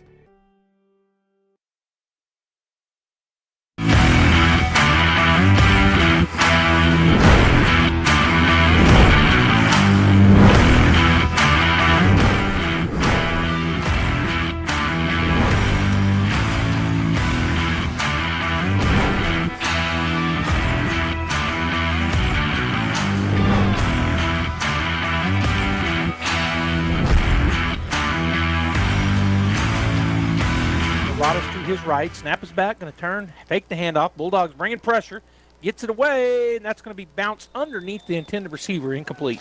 The guy that trips out there on the left, Bulldog's going straight man-to-man on those receivers, which gives them the extra guy in the box or over the top of the main formation. So trusting the guys over there to cover their receivers man-to-man. All right, so back for a third down here, 3rd and 10. They're going to line up in that same formation, trips to the far side. Lennon takes a snap. He's going to throw a quick throw. Oh, I thought he was throwing to the other guy. He fooled me. And it's caught in the middle of the field, a pickup of about 7. So just that slant route or in route, and that's by 26, Justin Madrid. Good throw by Lennon, and good catch. So good pickup for them. So it's 4th down and 3 at their own 47-yard line. The Bulldogs do a little bit of switching on the defensive line. The quarterback stays in the shotgun. He's calling out a play. Trips to the far side. Ball near the middle of the field. Try to draw the Bulldogs off. They do not move. So they'll take a look over to the sideline. Armendariz is back for that quick kick in case they do it. And now they're going to have to swap out here as he brings a man out, and he's looking to throw it over here on the side. It's going to be caught, breaking the tackle. He's got the first down and more. So a pickup of about 10. It'll be 1st and 10 at the Bulldog 40-yard line. Well, that's Coyle. I mean, just looking to pick up that first down. Good throw by Lennon. Good catch. And Finley missed him. Finley was right there and missed him. Pick up the first down. Empty backfield again. Lennon looking to throw. Bulldogs rushing 4. They get through. The man in the middle is wide open for a minute, but the ball is over his head. Incomplete. Madrid got behind our coverage there, right behind the linebackers in front of the safeties, and there was a window there, but it was overthrown, so they found a little window. All right, 9:57 and counting here in the first half. Empty backfield once again. 2nd and 10 at the Bulldog 40-yard line. Trips to the far side, which is the wide side. Twins to the near side. Bulldogs showing maybe to rush 4 or 5, maybe even 6, as they got linebackers up in the A-gap. Still up there, and here he comes. He's coming through fast as the Bulldogs, but he's going to get my tongue got tied. I just stopped. That's all right. Wesson shot that A-gap from his middle linebacker position, and Lennon felt it and just immediately took off to the left. Wesson's running step for step with him, but just not close enough to make the tackle until a corner over there slowed him down a little bit, and Wesson got him from behind. So a pickup of 14 brings up a 1st and 10 at the Bulldog 26-yard line. 9, they stopped the clock for some reason. Oh, it's a timeout or an injury timeout. So that's the quarterback that's on the knee over there. That's Lennon, number 11, so hopefully he is okay. He does get up under his own power, but I don't think he can come back on the field unless they call a timeout. Well, the official called the timeout, so it looks like number 10 is going to come in, Xavier Ochoa, at least for one play.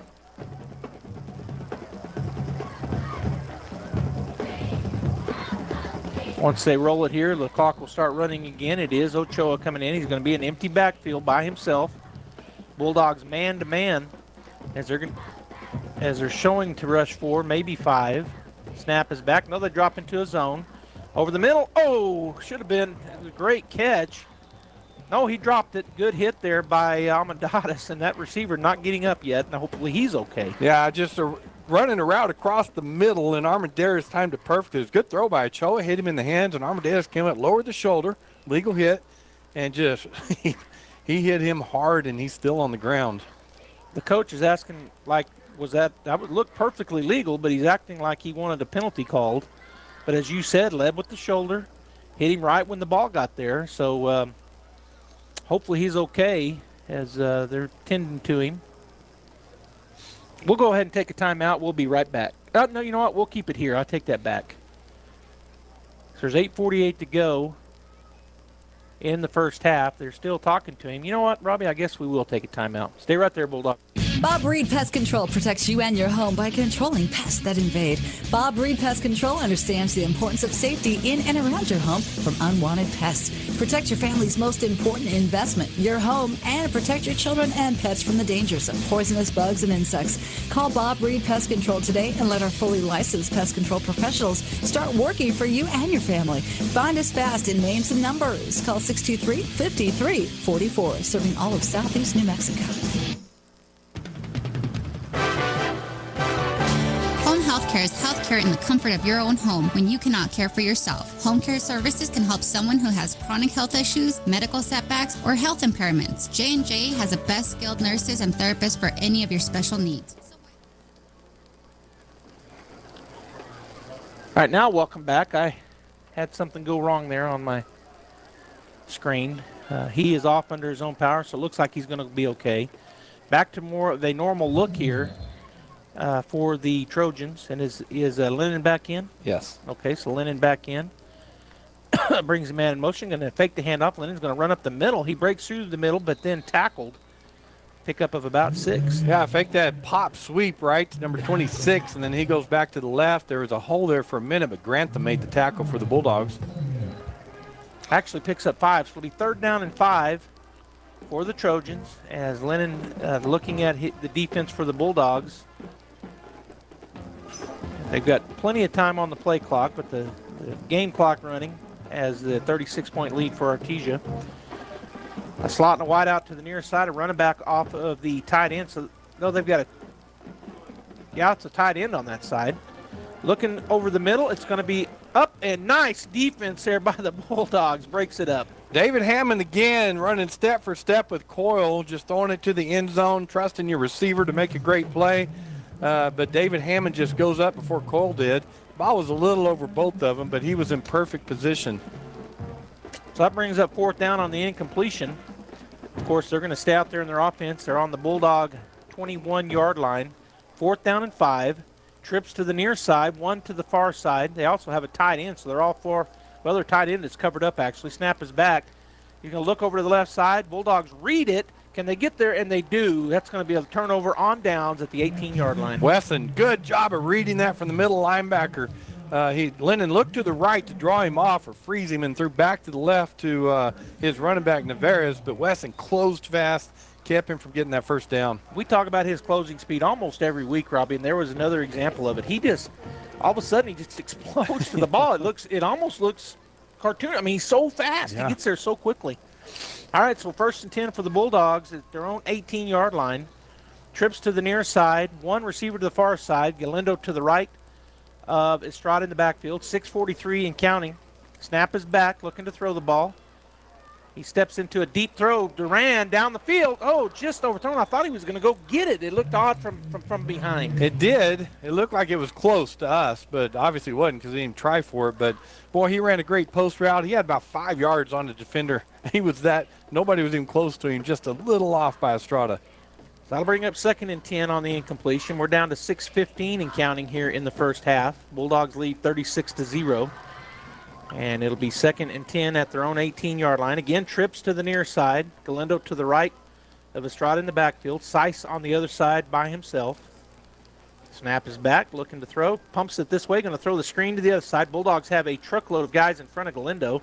He's going to pick up about 16, 17 yards before he's tackled. Yeah, that's a great job by the line again.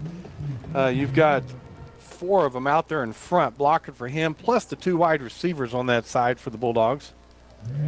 So it'll be 1st and 10 at the 37-yard line. That was Fisher and Trost, and I think Velasquez. Salis was out there.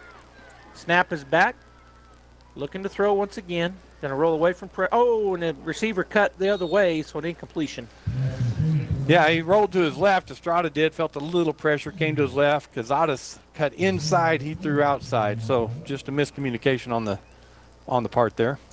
2nd down and 10 at their own 37-yard line for the Bulldogs. We're going to be under 5 minutes when they get this playoff, down to 5:07 and counting here in the first half. 36-0 Bulldogs. A formation look, Galindo to the right of Estrada in the shotgun, ball on the far hash. Snap is back, going to turn, hand it off to Galindo. He runs by one guy and then falls forward for a pickup of about 6, maybe 7. So Mayfield did a good job of cutting him inside that time because he was looking to go outside, and they made him cut back in, and Coyle and Mendoza make that tackle. Snap is back, handed off to Galindo. He's going to run to the left side, and he picks up or very close to the 1st down. Good defense there once again, but he pushes forward, and I think he might have gotten it. Yeah, Seth Justice did a good job of making that tackle, but we didn't need that much, so did get the 1st down. 1st and 10 at the 47-yard line. That's exactly where they had to get, and that's exactly where the ball was placed. We'll probably be under 4 minutes now on this next play. It's down to 4:07 and counting. A formation look, slot and wide out on either side. Ball in the near hash. Galindo to the left of Estrada. Snap back, drop and look to throw. 3-man rush. In fact, really only a 2-man rush. He did a stop and go. Durant catches at 25. He's out of bounds at about the 21. They're going to mark him down at the 19, it looks like. Big first down pickup. Yeah, let's give the line credit because he had a perfect pocket to sit there to pump the stop and draw the number 10 up to him, Ochoa, and then Durant just ran by him. So it worked perfectly. A formation look. Bulldogs right back on the line of scrimmage on the near hash. Galindo to the left of Estrada. Snap back and a turn. Fake the handoff. Throw a little wide receiver screen. Durant steps behind the block. He's inside the 5-yard line as he's twisting forward, and he will be stopped finally at the 4. Well, that's Ricky Armendariz. He comes from his tackle position. He comes outside, and they catch the ball and go inside his block, and he set up the block perfectly because Ricky came and put a hit on his guy, and I mean, the rest is there because Armendariz did a great job of pulling out there. First and goal at the 4-yard line for Artesia, 36-0 with 3 minutes and counting here in the first half. As the Bulldogs do a full huddle up, and they're going to go with a tight end. Yeah, Johnson. So Johnson comes in to play tight end. It's a heavy package, and it is the senior middle linebacker at the quarterback position. Snap back. He's going to run that way. Kick out block, and is he in? I don't think so. Right down on the one, inside the 1-yard line. You got Galindo and Armendariz leading the way on the right there, and Wesson saw a hole, and he just turned, planted that foot, and took off. And number 31 for the Trojans, Murillo, did a good job of tackling Wesson and keep him out of the end zone. And he's come up injured, has number 31, Murillo, so he's staying in the game, but he's hobbling a little bit. Hopefully he is okay. Bulldogs are going to stay in that heavy package once again, but this time Galindo will be the quarterback. Armendariz to the right, Wesson to the left. Armendariz is going to go right up on. Oh, he takes the snap, and he's in. The old fridge play. Chicago Bears, 1985. That is so. We've seen so many things out of that heavy package, out of the swinging gate.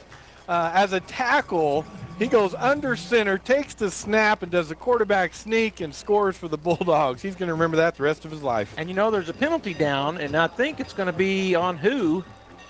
It's got to be a personal or a unsportsmanlike, the way the flag came in there. They're talking about it, are the officials. It would be after the play, I would think, either way. And he's Whitehat's going to walk over and talk to the Mayfield coaches. 1:53 to go in the first half. And Whitehat's still talking to Mayfield coaches. So I don't know what the call was yet.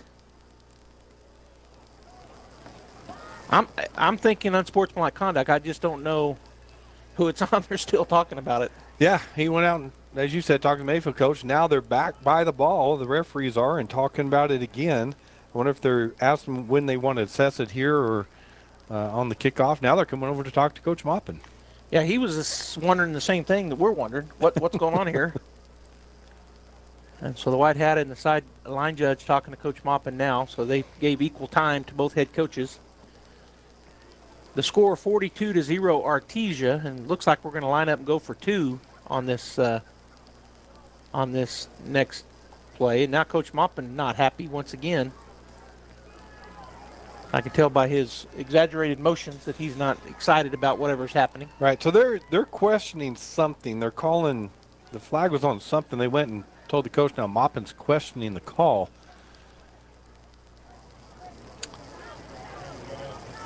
And so still getting explanation. I mean, these long explanations are confusing to us because we don't know what they're saying. It's, way down on the field.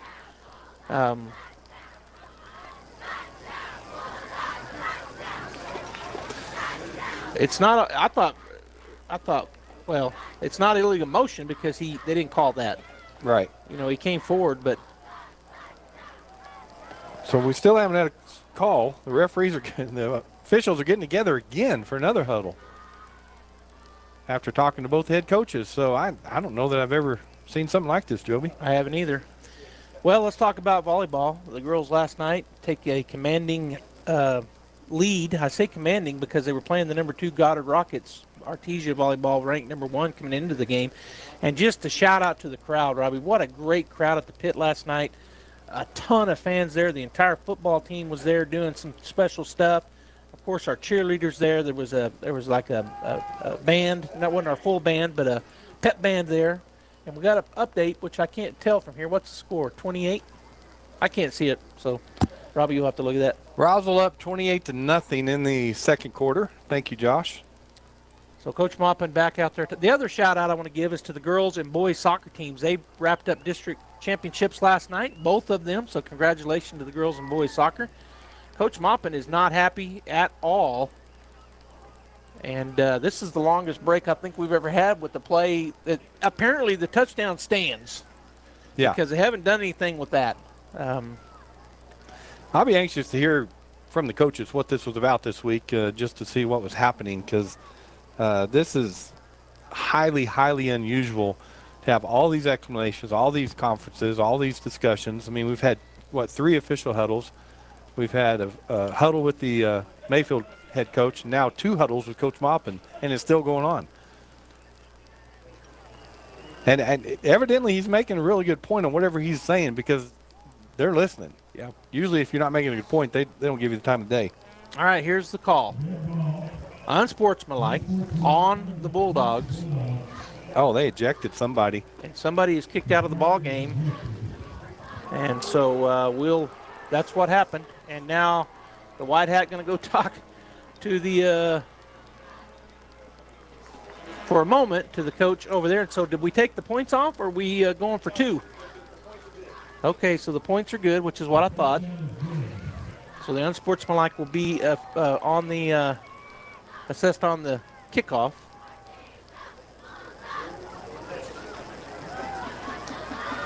So Finley will line it up. Casadas will do the holding. And so after a 5-minute delay, here's the kick. And it is good. 43-0. Bulldogs lead with 1:53 to go in the first half. Home healthcare is healthcare in the comfort of your own home when you cannot care for yourself. Home care services can help someone who has chronic health issues, medical setbacks, or health impairments. J&J has the best skilled nurses and therapists for any of your special needs. So why pick a stranger to care for those you love when you can pick your beloved neighbor with over 25 years of experience? J&J Home Care is here for all your home care needs. Call us now at 575-746-2892 or visit us at www.jjhc.org.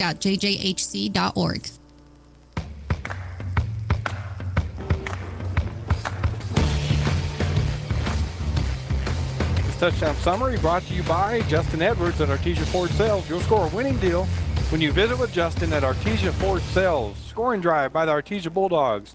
9 plays, went 82 yards, capped off by a 1-yard touchdown run by Armendariz. And the kick was good by Finley, so the Bulldogs lead 43-0 over the Mayfield Trojans with 1:53 left in this first half. And we had someone come over by here, Joby, and explain that Armendariz, after scoring the touchdown, stepped on somebody, and that's why they gave him the unsportsmanlike in the ejection. All right, here's the kick. After being backed up 15 yards, they're going to be caught at the 20-yard line and all the way out to near the 40. One man there makes an open field tackle, number 77. That's Dominguez again that catches it back there, and he takes off, and I'm telling you, Bulldogs, Marco Soto has been there every time on the kickoff. Now, Dominguez has broke a tackle one time on him, but he's there again, making that open field tackle on him. So great job by Soto. All right, so the 1st and 10 at the 39-yard line for the Mayfield Trojans. 43-0 Artesia, 120 and counting in the first half. And the Trojans getting a guy on late. He'll come out and get the play from Lennon, his quarterback. Trips to the near side, one receiver to the far side. Navarez to the left of Lennon. Snap is back. He's going to drop the throw. Bulldogs can get some pressure because it was a screen. And Navarez is going to pick up the first down, about 11 yards. Yeah, Navarez, I mean, they Bulldogs are anticipating the passing game right now, obviously, so they got backed up in zone coverage, and good call by the Mayfield Trojans. Good pickup for first down. All right, so we're under a minute, 45 seconds and counting. 1st and 10. They're going to go empty backfield. Lennon back there by himself. He's got trips to the near side, slot, and wide out to the far side. Bulldog's going to rush 3, and spinning away is a Bulldog. It's going to be caught by number 4 on the pass. He's going to get to the 39-yard line of Artesia, pickup of 11. Villapando just came in, ran a great route, good throw by Lennon, and good catch, good pickup again. They moved the chains. Down to 20 seconds. Empty backfield once again. Slot. They're going to go trips to the far side this time. His 26 will go across. Lennon looking to get the ball. We're down to 10 seconds now. Going under 10, 9. And here's the snap. Bulldog gets some pressure. It's going to be thrown and almost picked off, but it is incomplete, and that will end the half. That receiver broke off the route. He thought he was going to keep going. David Hammond, the defender, kept going, got his left hand out there and just went off the fingertips. All right, so 43-0 Bulldogs. We've got halftime coming up here, and we're going to start the halftime break right here on KSVP Radio, AM 990, FM 93.7, KSVPTV.com, and KSVP on YouTube and Facebook. We're also on Channel 16, PVT. Thanks for tuning in. We'll be back.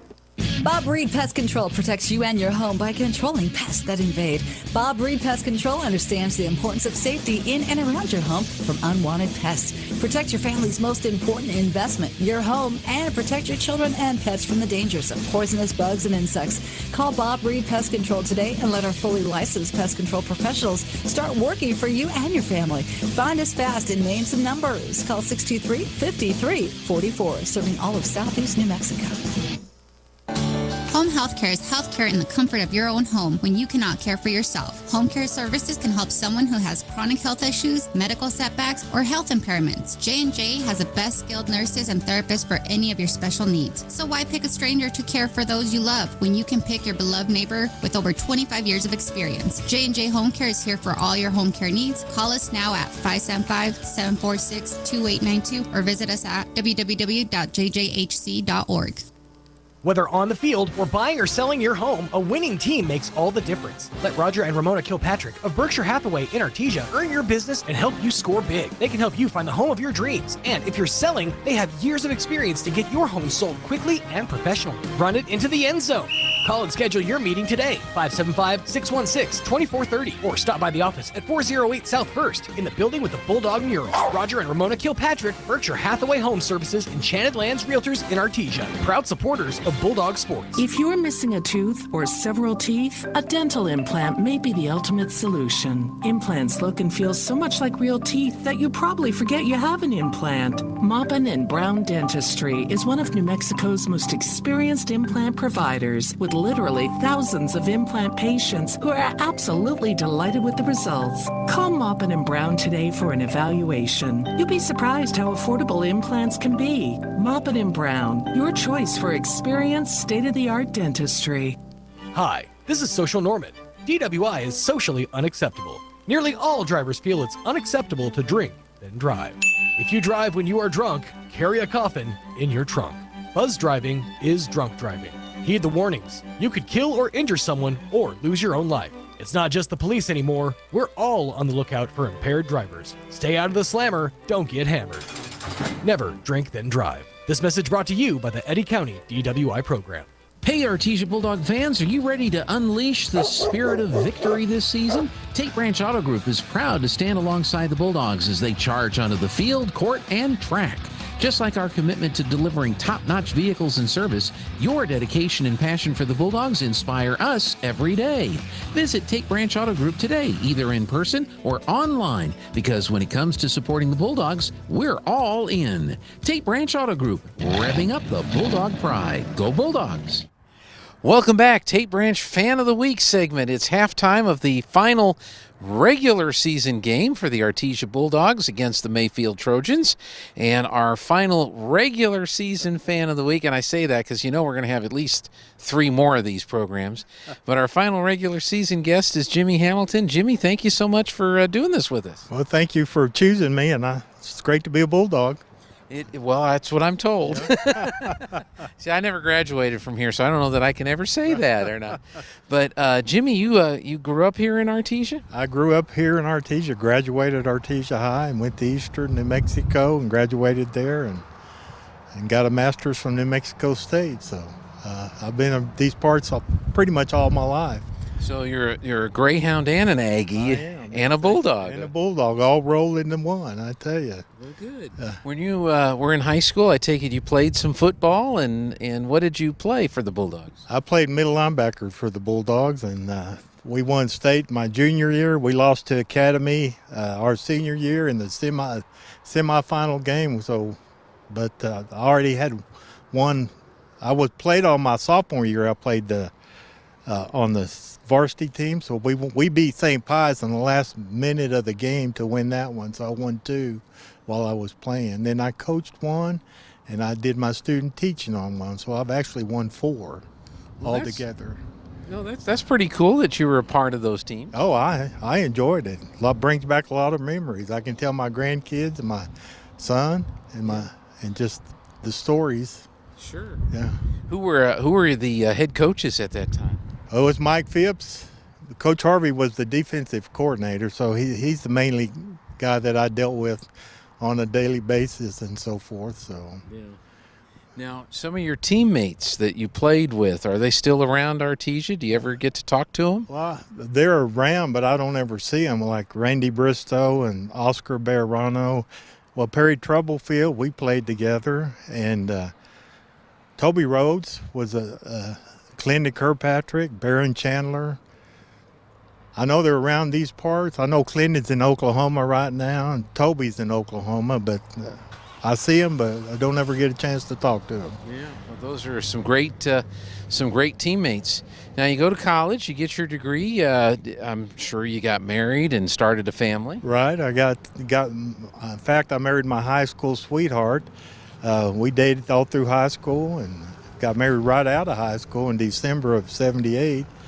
Then graduated in '82 with a Bachelor of Science degree, so where I could teach, and a history minor, and so I could teach and coach. And I taught history, and I could teach PE because I was certified K through 12. I had 3 kids. 2 of them are married and got my oldest son Jimmy Jr. has two kids, 2 boys, and my daughter has 2 girls. So 4 grandkids altogether. And are they all here in Artesia? They're all here, which makes it kind of nice. And we go watch Colton and Kaysen play. In fact, they're going to Arizona to play fall ball over there. Wow. So are you going to go follow them and watch them? Well, we have this app called Game Changer, so we watch it on there, and it's live all the time. So it's a lot easier and cheaper to do it that way than to follow them to Arizona. That's right. That's a little bit of travel time and so forth. So what did you do in your career, and have you started a second career now? What did you were a teacher? Did you do anything else after that? Well, in fact, God called me into the ministry right after I graduated. So I've been teaching or preaching in Carlsbad, New Mexico since 2012.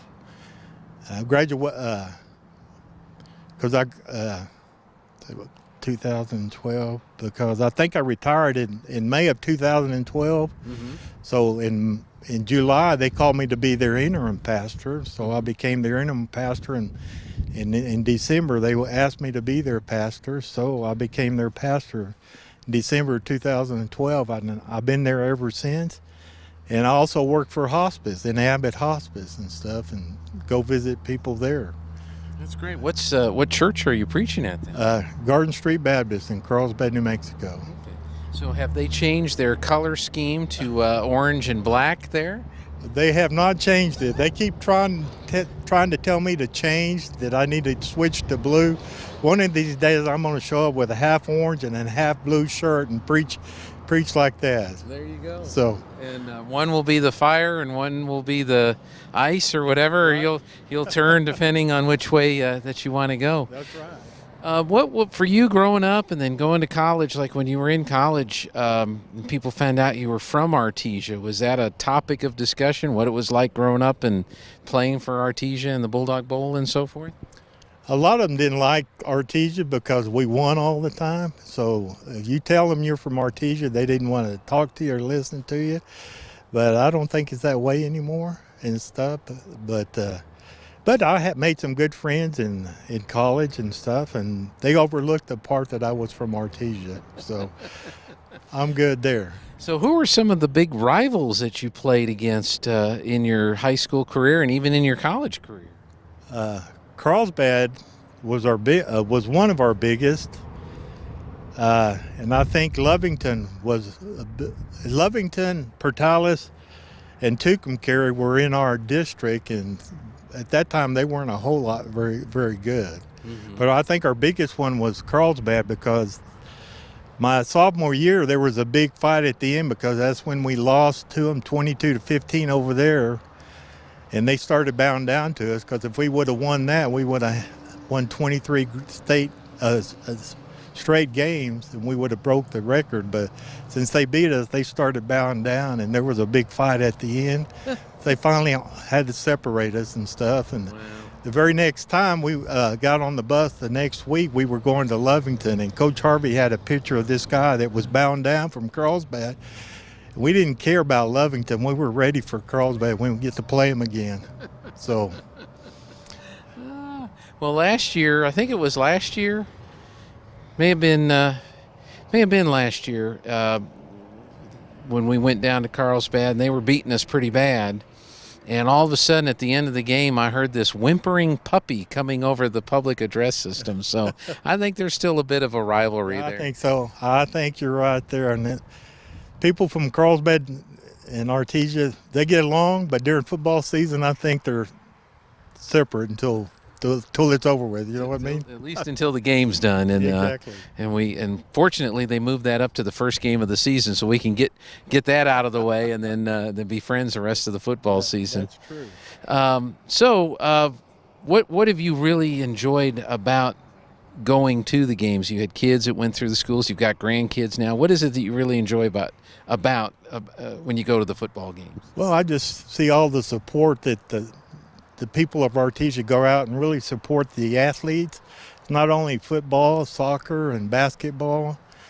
You don't find that any other kind of support in any other city except here in Artesia, and I think it's a great atmosphere for my grandkids that are going through the school right now. And when my grandkids,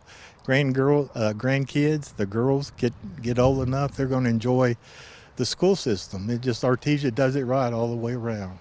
And you'll be there to watch them, right? I'll be there. As long as I'm alive, I'll be there watching them. So. Well, that's great. Do you have a reserve seat, or do you just kind of find a place to sit? Well, we sit on the visitor side so our sons can go see their dad because he runs the change during the football game. So we sit on the visitor side. So okay. Yeah, and you never notice the chain gang until the link falls out or something goes wrong. Something goes, yeah, exactly. So they get a chance to go see him before the game, and then they go to the victory line, and then they get to come back. Yeah. If we sit on the other side, they couldn't do that. So that's true. That's true. And you're the only people, I think, that cheer for the chain gang. So. Yeah, exactly. As long as they're doing well, we're doing good. Well, that's great. Well, we've got a couple gifts for you for doing this. We've got a Tate Branch Fan of the Week mug that we're going to present to you, and that's just for you. And I had it here in my pocket somewhere. What did I do with it? I don't know. What happened to it? We're looking around. I've got from Tom at the Adobe Rose. I think I found it. Here it is. I was going to see if I could keep it. Okay. No, I'm just kidding. We've got an Adobe Rose gift card, a $50 gift card. Wow. That we'd like to give to you so you can take your family and enjoy an evening on Tate Branch. Appreciate it. Thank you. All right. Jimmy Hamilton, Senior, our Tate Branch Fan of the Week. Thanks for doing this, Jimmy. Well, thanks for having me. I appreciate it. All right. As I said earlier, I think we're doing 3 more of these. So if you've got a nomination, get a hold of Perry or Tate and let them know, and who knows, they may be next week's, well, not next week, but in 2 weeks, our next Tate Branch Fan of the Week. We'll get you back to the second half in just a moment. The need to grow past our basic capabilities and experience the impossible will forever keep aviation technology evolving. Within the Aviation Maintenance Technology program at ENMU Roswell, students thrive knowing that the faculty and community are supporting their success. ENMU Roswell is dedicated to empowering students through hands-on skills training in a nurturing environment. To learn more, contact us today. School Bulldog Sports is made possible thanks to Buckhorn Production, LLC. Founded in 2021, Buckhorn Production, LLC operates over 200 wells in the Permian Basin. Like the Artesia Bulldogs, Buckhorn Production, LLC strives for excellence in all of our operations. We encourage all of our employees to be great members of our community and encourage you to join them in supporting all of our athletes, students, teachers, and administrators. Buckhorn Production, LLC, proud to support the Artesia Bulldogs. Trusted service, no need to lie. Hop online, our reviews are high at Big O. At Big O Tires. The Changing Seasons Changing Tires event is here. Now through October 29th. Get $70 to $100 instant savings on 4 select in-stock Pirelli, Goodyear, or Cooper tires. Big O Tires, the team you trust. Excludes Pirelli P4 Persist tires. Installation charges extra. Required on all 4 tires. Not valid with other offers. Eligibility may vary. Disposal fees extra and shop fees extra where permitted. See store for details. The Artesia Historical Museum and Arts Center presents Dia de los Muertos, Saturday, October 28th from 1 to 4 p.m. at the Arts Center. Celebrate the Day of the Dead with informational exhibits on the history and heritage of Dia de los Muertos and the famous haunted areas right here in New Mexico. See exhibits, arts and crafts, eat snacks, and have a spooky good time. Best of all, it's all absolutely free. Bring the whole family. The Artesia Historical Museum and Arts Center's Dia de los Muertos, Saturday, October 28th, 1 to 4 p.m. in downtown Artesia. Paid for by Artesia Lodgers Tax. Welcome back here to Bulldog Bowl as the Artesia Bulldogs lead the Mayfield Trojans at the half, 43-0. And the Bulldogs already coming onto the field here. Robbie, they're fixing to go through their paper, but it says, "We love football season." I think the part threw me off. "We football love season." Is that what that says? Yeah, that's what it says, yes. That's exactly what it says. Let's talk about playoff implications. I think we can be safe to say the Bulldogs might get this win, so let's talk about playoffs. And Roswell leading against Goddard, so we don't see big changes there up at the top of the rankings. So I put it together today. If we went off the rankings today, and again, we don't see much of a change happening even in the district play that's going on, around the state in 5A football. But if they were to make the brackets today, and we'll run with this, Roswell would be 1, Artesia would be 2, Goddard would be 3, Piedra Vista would be 4. He's got a score, Josh. So 35-0 Roswell at halftime. And PV would be 4, and that would bring in Los Alamos at 5, Gadsden 6, Valley 7, Deming 8, Mayfield 9, Highland 10, Belen 11, and Manzano 12. So what the brackets would look like, Joby, the top bracket would be Roswell would get a bye, and Piedra Vista would get a bye, which is next week. And then number 8, Deming would play number 9, Mayfield, and number 5, Los Alamos would play number 12, Manzano in the top bracket. So those would be the teams in the top bracket if nothing changed. The bottom bracket would be Artesia and Goddard getting a bye, and then it would be number 6, Gadsden against number 11, Belen, and number 7, Valley against number 10, Highland. And what that looks like for Artesia is we're number 2, so we're at the bottom of that second bracket, and that puts us playing the winner of the Valley-Highland game, which would be a home game because that's the higher seed at the quarterfinal. And then that does put Goddard into our bracket, and I believe Goddard owes us, correct? And in the semifinal game, and then if Roswell does what we think they're going to do, if they run that top bracket up there, that puts state championship here at home against Roswell. So Artesia has a very real possibility, if nothing gets just absolutely blown up tonight from the rankings, of having 3 home games through the playoffs. Yeah, if everybody plays out as we expect them to, I think that's right. I think that Goddard does owe us. I know Roswell does.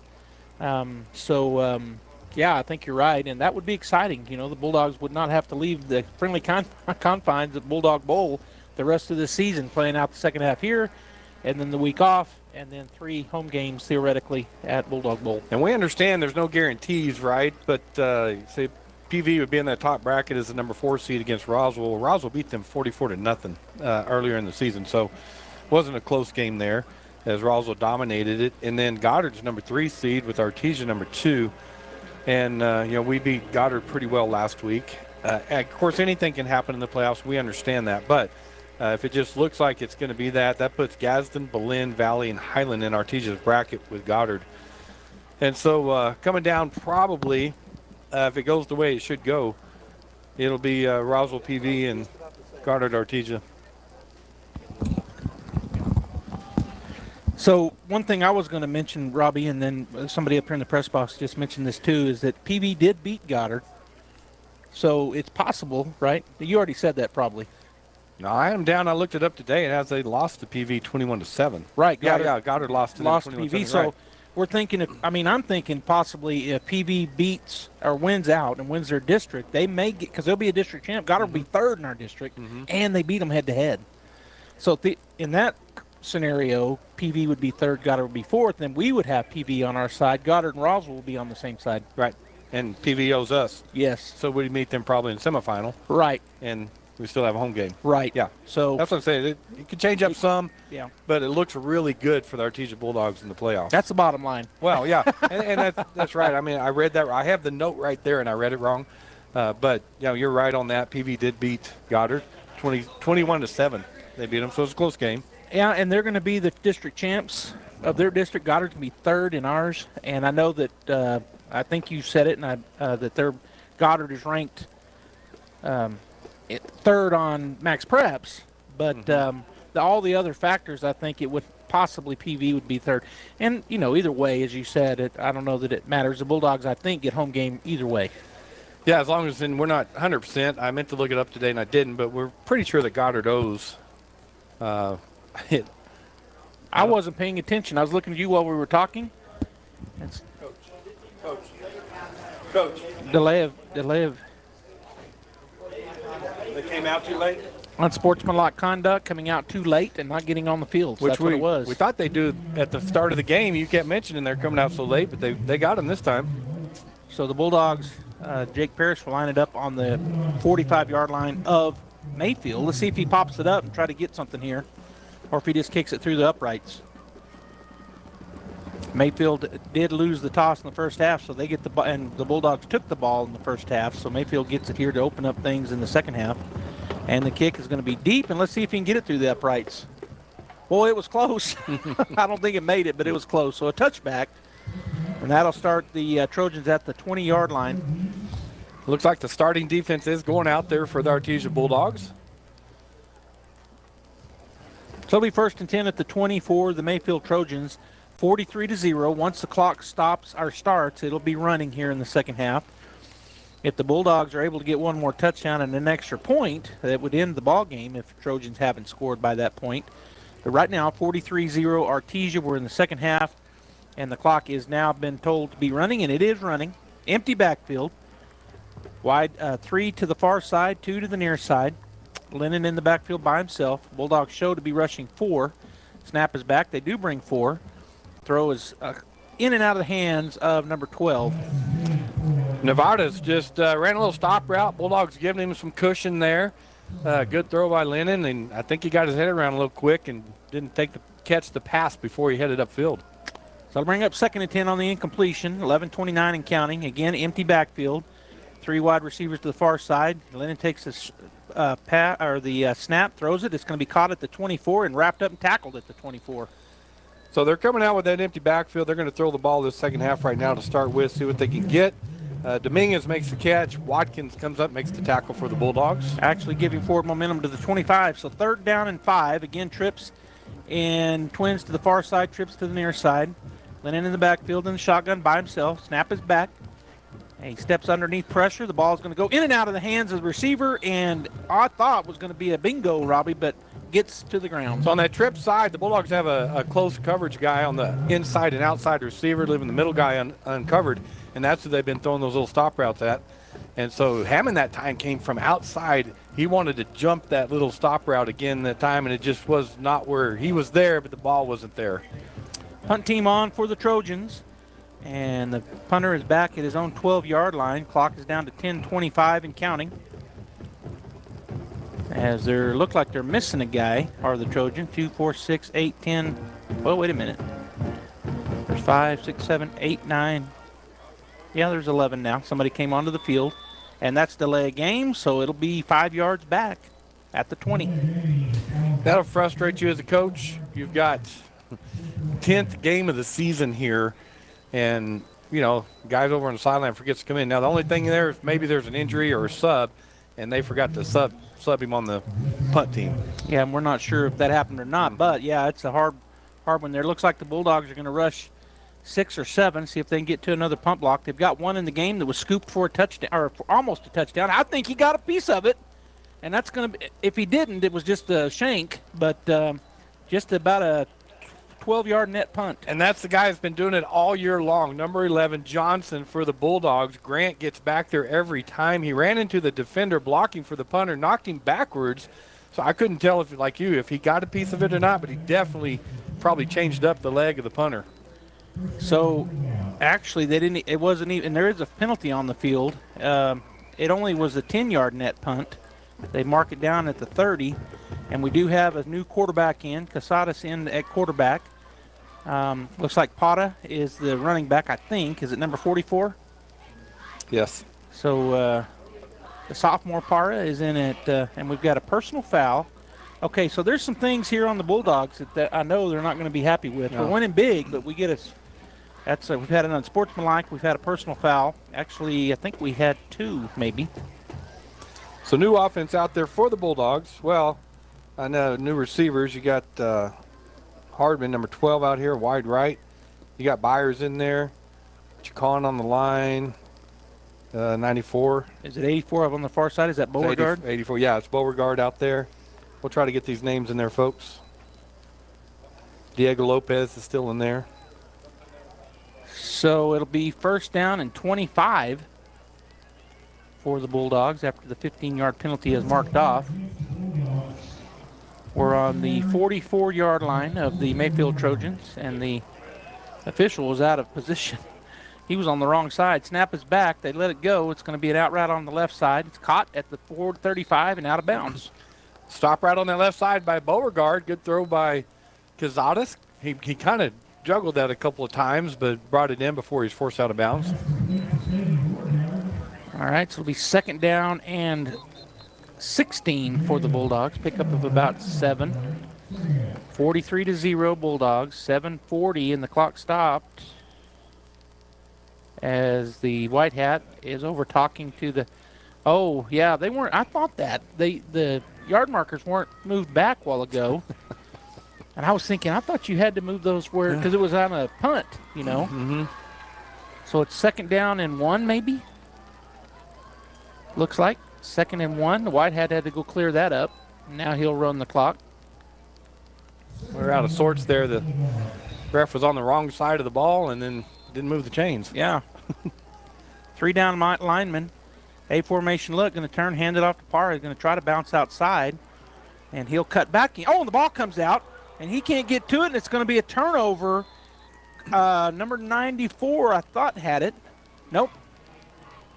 In any case, turnover on the Bulldogs on that fumble. Coming around that right side, he planted his foot and turned upfield, and somebody hit that ball out of there on him, and it went up in the air, and it was just laying there. And Tyrese Walker, number 80, jumped over. He flew over the pile and landed on the ball for the Trojans. So the first turnover of the game for Artesia will put the defense on the field here with, again, their second time here in the second half. The ball on the, and boy, look where the Mayfield Trojans are huddling up. That looks odd. Ball on the near hash. They're huddling up on the other side of the far hash, and now they'll come to the ball. Okay, we got different players in on defense now, too. All right, so they're going to line up in their slot and wide out to the far side, running back to the right of Lennon. He's going to turn and hand it off to him. Bulldogs there in the backfield, and they will take him down. A loss of, it looks, well, they get him back to the line of scrimmage. Axel Hartley came flying through that line, wrapped him up, and they couldn't get him down, swung him around, and kept trying to get him to the ground until he got some help from number 90 for the Bulldogs. Hartley playing the middle backer. 4 down lineman.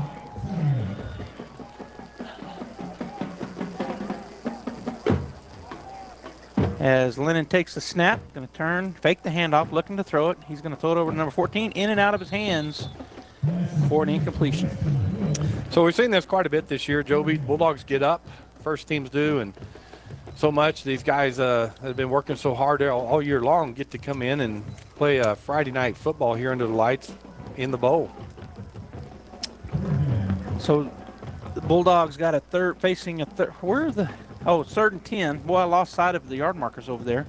Snap is back, empty backfield. Bulldogs bring the pressure.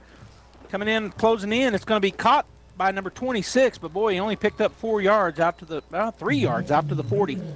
But Kaleo for the Bulldogs was chasing him. He forced him out of the pocket. He was able to roll to his right, get it to Dominguez before it looked like for the Bulldogs, number 30 came over there, Silvis. So 4th down and 7.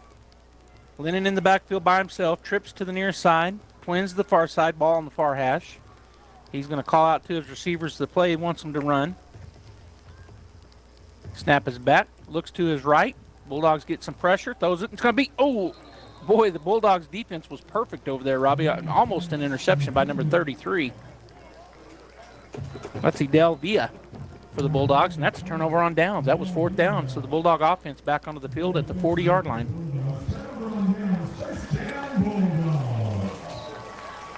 Ball on the far hash. Bulldogs break the huddle. 4:33 to go here in the 3rd quarter. A formation look. I think Parra is back in there to the left of Casadas in the quarterback. He takes a snap, 3-man rush. Got a lot of time. He throws it. That's caught. And a pickup of about 4 yards. It's right over the middle. Jack Byers, number 88, found a soft spot in that zone. Casadas hit him perfectly. Brought it in. Short pickup for the Bulldogs. And we got 4 new receivers coming in for Artesia. So they'll huddle up. They were up on the ball ready to go, but then a new wave of receivers come in. All 4 were replaced as they're rotating in and out. Parr to the left of Casadas in the backfield. 2nd down and 5. Snap is back. Looking to throw. Those over to the and it's picked off by number 3. He's got some room down the sideline. Bulldogs are going to catch him and run him out of bounds, Parra, but boy, he just sat on that one. Yeah, that's Coyle for the Mayfield Trojans, and he's been playing a great game all night. He just saw that coming, dropped back into the lane where Casadas was trying to hit the stop route on the left side, reached up, pulled that in, and took off down the right sideline. So the 2nd turnover in the half by the Artesia Bulldogs. The first came on a fumble the series before this, and then the 2nd on that pick. So it'll be 1st and 10 for Mayfield at the Bulldog 44-yard line, ball on the far hash.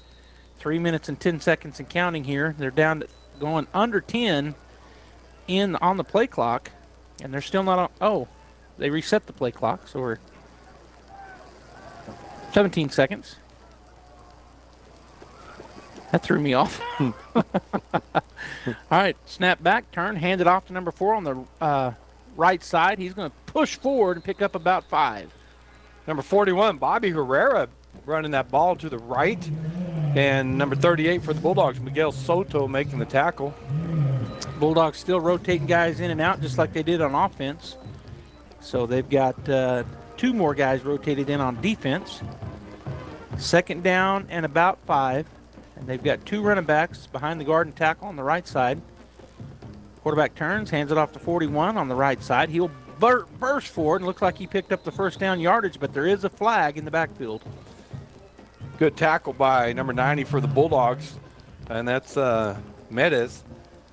He had some help from others, but he was the first one on the running back, number 41, Herrera. So it is a holding call. It'll be repeat 2nd down after the march off of 10. It'll be 2nd down and about 13. Actually, 14. All right, the clock is running. We're going to be down to 2:10 and counting. Snap is back, going to turn, hand it off again. Same play. This time he bursts through, cuts back. He'll pick up about the 1st down and more all the way to the Bulldog 30-yard line. Yeah, again, Herrera just to the right, but he cut back against the grain that time, came to the left, until the secondary of the Bulldogs had to make that tackle. So all the way down to the Bulldog 31-yard line. 1st and 10 for the Trojans. 1:42 and counting to go in the third quarter. As Lennon gets the play, he's got 2 backs on the right side up front.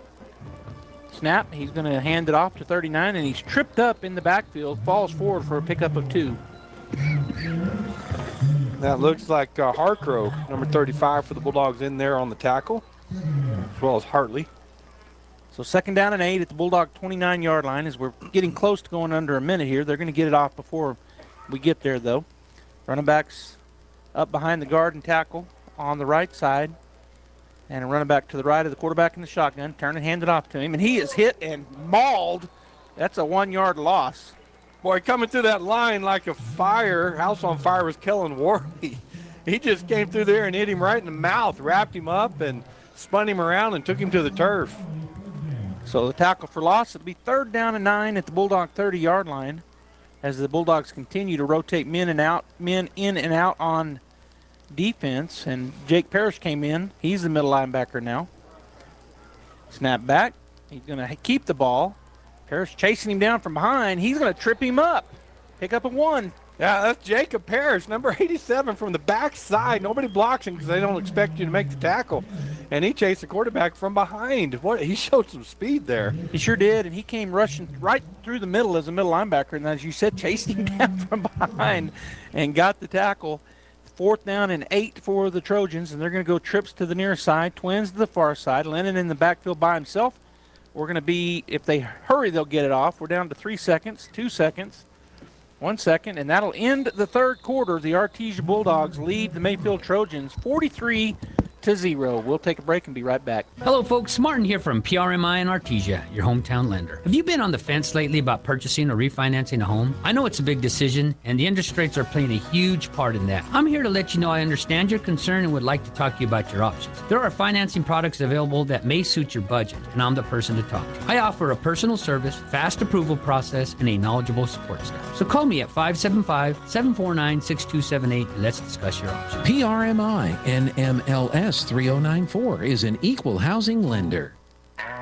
Kane Electrical Supply is your #1 distributor when it comes to the top-of-the-line inventory. Kane Electric carries name brands such as Appleton, Burndy, Fluke, Cooper Lighting, Hoffman, Phillips Lighting, iDeck, Klein Tools, and Square D.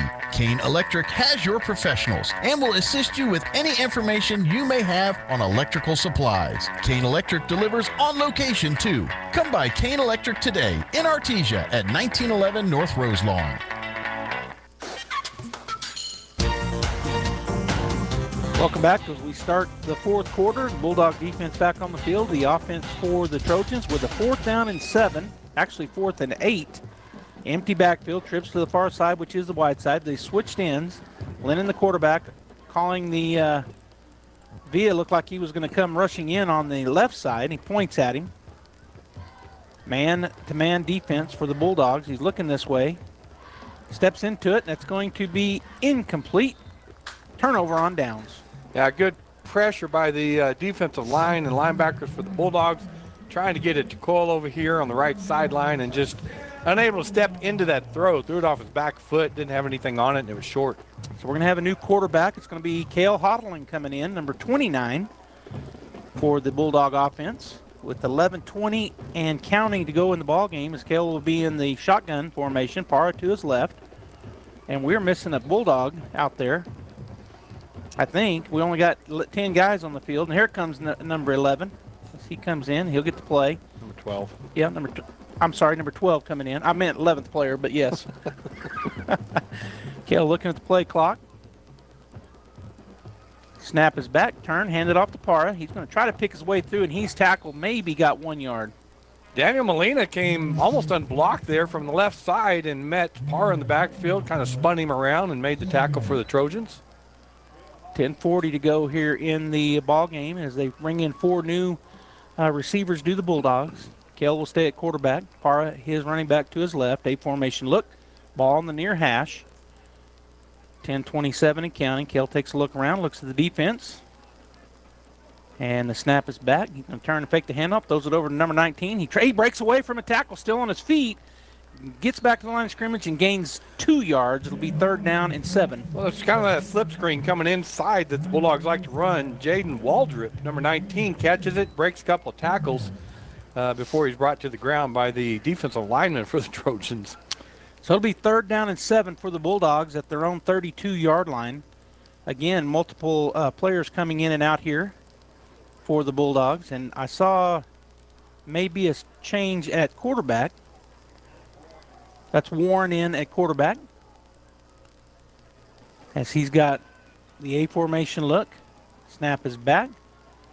Looking, he's going to throw it over to the sideline, wide for an incompletion. Intended receiver was Beauregard, and that'll bring up 4th down.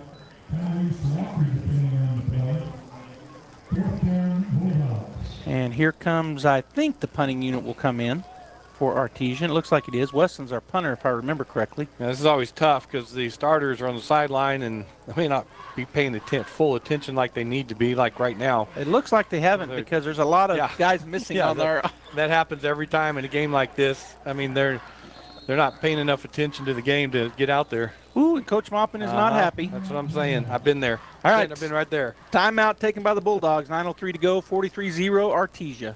At Richland Motors, it's never been easier to sell or trade your current car, truck, or SUV for a newer model to hit the road in. Even if you don't purchase from Richland, they want to buy your vehicle for top dollar.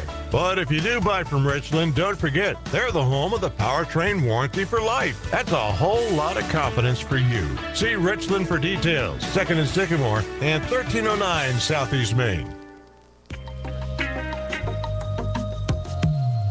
Coming out of the timeout by the Bulldogs, they do got 11 guys out there now.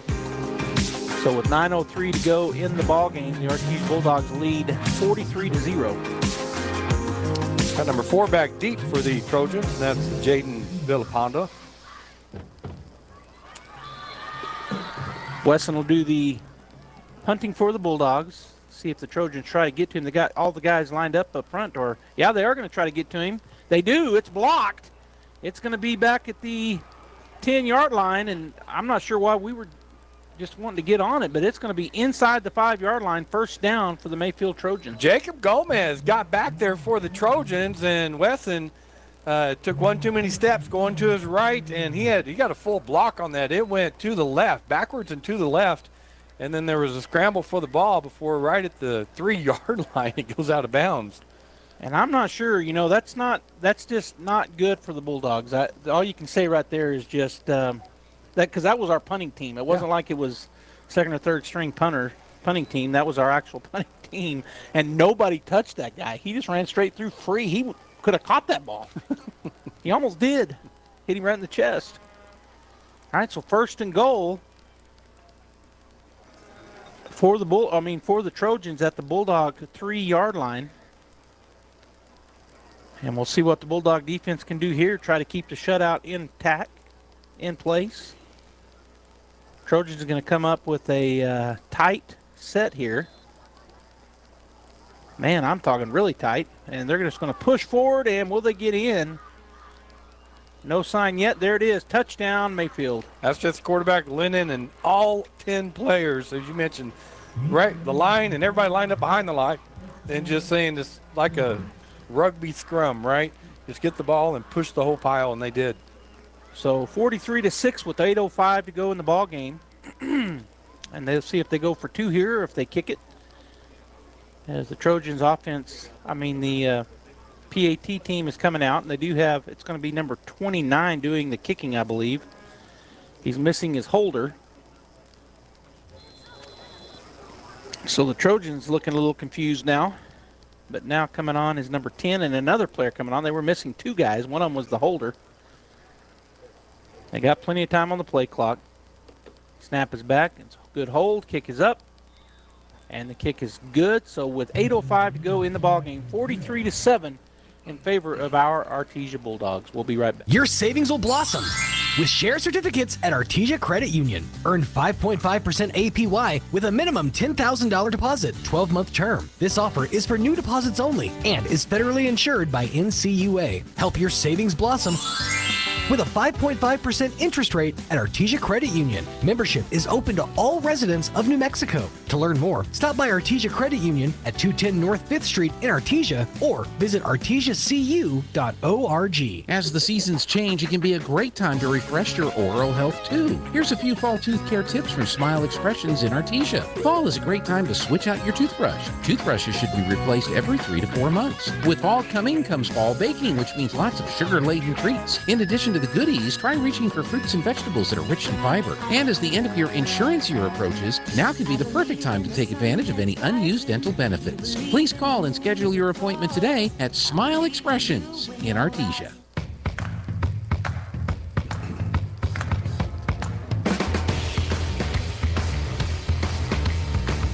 The scoring summary brought to you by Raul Rodriguez at Artesia Ford Sales. You'll score a winning deal when you visit with Raul, so go see him at Artesia Ford. That drive took one play, covered 3 yards. Touchdown run by Lennon. Kick was good. Artesia Bulldogs 43, Mayfield Trojans 7, 8:05 left in the game. All right, so the kickoff team out there, and they're in their bunch set right on the middle of the field. Bulldogs looking for that onside kick. They're all bunched up too, and it is going to be an onsider. Bulldogs let it go through. It's jumped on back there, I think, by Warren at the 35-yard line. No, it's number 15, Duran. Good job by the front guys there, Robbie. They just got out of the way. It wasn't blocked. Didn't even try to get it. 1st and 10 for the Bulldogs. Warren will come in to quarterback here, wearing number 16 on his Bulldog jersey. 43-7, 8:05 to go in the ball game. And the clock will start running as soon as the white hat says go. And Coach Moppin out talking. Was there a penalty? Did I miss it? Oh, a ball. So there's no ball, and it needs to be our ball. Where is oh my goodness. So this kind of has gotten a little sloppy. That's the best way I can say it, Robbie. Yeah, the whole second half, the referees were struggling to start this second half. They're on the wrong side of the ball. They're not moving the chains, and you know, the second teams are playing, subs are playing for Artesia, and the starters are still playing for Mayfield, and so we're struggling getting people in, getting people out, and you know, not there for the punt team, and then we can't even find football to play with. Yeah, it's confusing. Real sloppy. Well, they got one, and then they throw it back to the sideline. I know. All right, 1st and 10 at the 35-yard line. Warren with the running back, I think Parr, to his right. He's going to throw it. That's going to be completed. Turning upfield to the 50, to the 45, to the 40. Still on his feet, dives forward, I think, to the 30. And was that, who was that? That's Diego Lopez just running the out route. Good throw by Warren from the right hash. That's not an easy throw on the out route to the left. Diego catches it in stride, turns up the field, and showed some speed before Coyle knocked him out of bounds. All right, so it'll be 1st and 10 at the 30-yard line. We do have a new quarterback in, as well as several receivers new as they rotate in. And Cale Hodling at quarterback, Parra to his right, ball on the near hash. As he looks over the defense, snap is back. Going to run the speed option, pitch to Parra. Parra looking to get around that corner. He gets through, and we got a penalty flag down. He's going to pick up about 14 yards, but a penalty. Oh, and then another penalty coming in, and I think that's going to be on the Bulldogs, Robbie. It is. Adrian Ramirez had a holding call over there, and then when he was getting up off the player, there was some extracurricular, and the white hat threw his white hat because he didn't have another flag. So it'll be holding and an unsportsmanlike. So that's going to march us back a lot because it's going to be from the foul. The flag is sitting at the 32-yard line, but that'll be 10 for the holding and then 15 on top if that's what the play is, and I know that's what it is. Or, I mean, I say I know. We're waiting. And I don't know why they're still – the white hat is finally they're marching it off. He never has told us, has he? Not yet. I looked away for a minute, but – Not yet. He has to pick his hat up. They just market it. Yeah, that's what we said it was. That's going to take us all the way back to our own 47.5-yard line. So it's going to be first and a long ways. Got to get to the 20. So 1st down and 33. Yeah, unsportsmanlike. Unsportsmanlike on the Bulldogs. And that's our 3rd or 4th one in the ball game. That's some things that I know that the coaching staff should clean up going into the playoffs, and it's kind of hard to believe for me to see it that they're doing that. Trips to the near side, running back to the right, hodling in the shotgun. Snap is back, a little bit high, goes and gets it. He steps into the pocket, throws it to the right side, a little bit high. It'll be second down and 33. Yeah, Hodling looking to his right, throwing to Porter Hardman over there, and the pass was too high for him. All right, so the quarterback sophomores are trading every 2 plays. And so coming in will be Warren. He'll take over at the quarterback position. Also, receivers swapping out every play.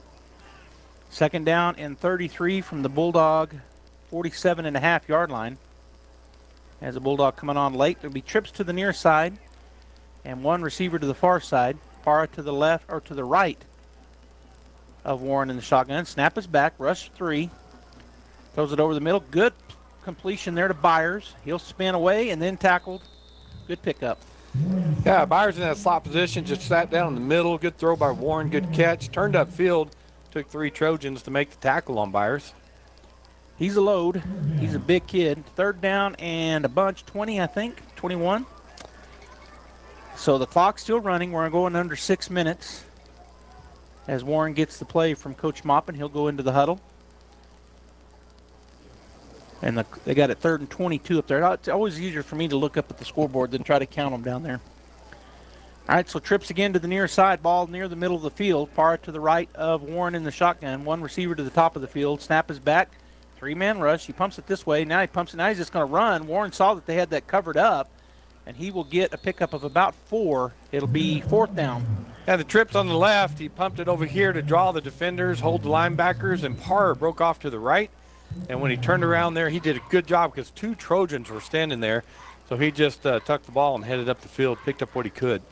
So big 4th down here. The offense stays on the field as Warren will hustle back to the huddle with plenty of time on the play clock. We're going to go under 5 minutes when this ball is snapped. 43-7 is our score. 4th down and 18 to go. A formation look. Parra to the right of Warren in the shotgun. Ball on the far hash. Derek takes a snap. 3-man run. Nope, they're going to bring 4. Steps into one. He's going to throw it deep, and that's going to be picked off at the 5-yard line. Coming back to the 20, to the 25, to the 28 as he's tackled about at the 30-yard line. Tyrese Walker for the Trojans. We had a receiver behind him. I believe it was Beauregard that was behind him, but the ball was underthrown, so Walker comes away with that interception. 43-7, 4:24 and counting here in the ball game. Bulldogs lead by 43-7, and they're looking for a football again. No ball on the field. I would think this time it's Trojans football. And yeah, the clock should have stopped on the turnover, I think is what they're saying. They're looking for a game ball.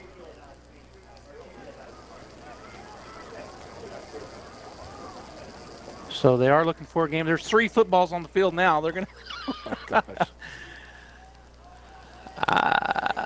Weird turn of events is all I can say. Yeah. All right, so the defense back on for the Bulldogs. Quarterback Lennon in the shotgun. He's got the 2 backs over on the left side up front. Snaps the ball, hands it off, and the Bulldogs meet him there, but he does bull forward for a pickup of 2. Caden Grantham, number 59, in there on the tackle for the Bulldogs. I believe that was. No, it's 58. Calero. I was about to say if Grantham's in there, yeah, he's a starter. That's what threw me off. So it's number 58. All right, so the Bulldogs with a 5-men front. They got 5 guys on the line of scrimmage. Snap back. That was in motion illegally, and that's what they call. So it'll be a false start on the Trojans, the backfield. So with the win tonight, we know the Bulldogs are going to wind up the number 2 seed. Roswell's going to be number 1 with their win. So none of us, neither one will be playing next week. And the seeding should come out. I believe it's going to come out Sunday morning this year. I think I read that. So I did too. We'll know Sunday morning-ish what the actual bracket looks like. Second down and 13 for the Trojans. Snap is back. Hand it off. The quarterback keeps it, and he's going to be wrapped up in the backfield and taken down right at the line of scrimmage. That's a great play by number 18 for the Bulldogs, Brody McDonald, because quarterback's good. Lennon's good, and he's quick, and he's tried to get going, and Brody wrapped him up really quick, took him to the ground. Still multiple changes happening on defense for the Bulldogs. A lot of Bulldogs getting to play tonight as the quarterback for he actually lost a yard, so it's 3rd down and 13. I thought they gave him the line of scrimmage, and now we're going to have a false start on the Trojans. I think the wideout over there moved. It was a good thing, too, because that snap was about 5 feet over his head.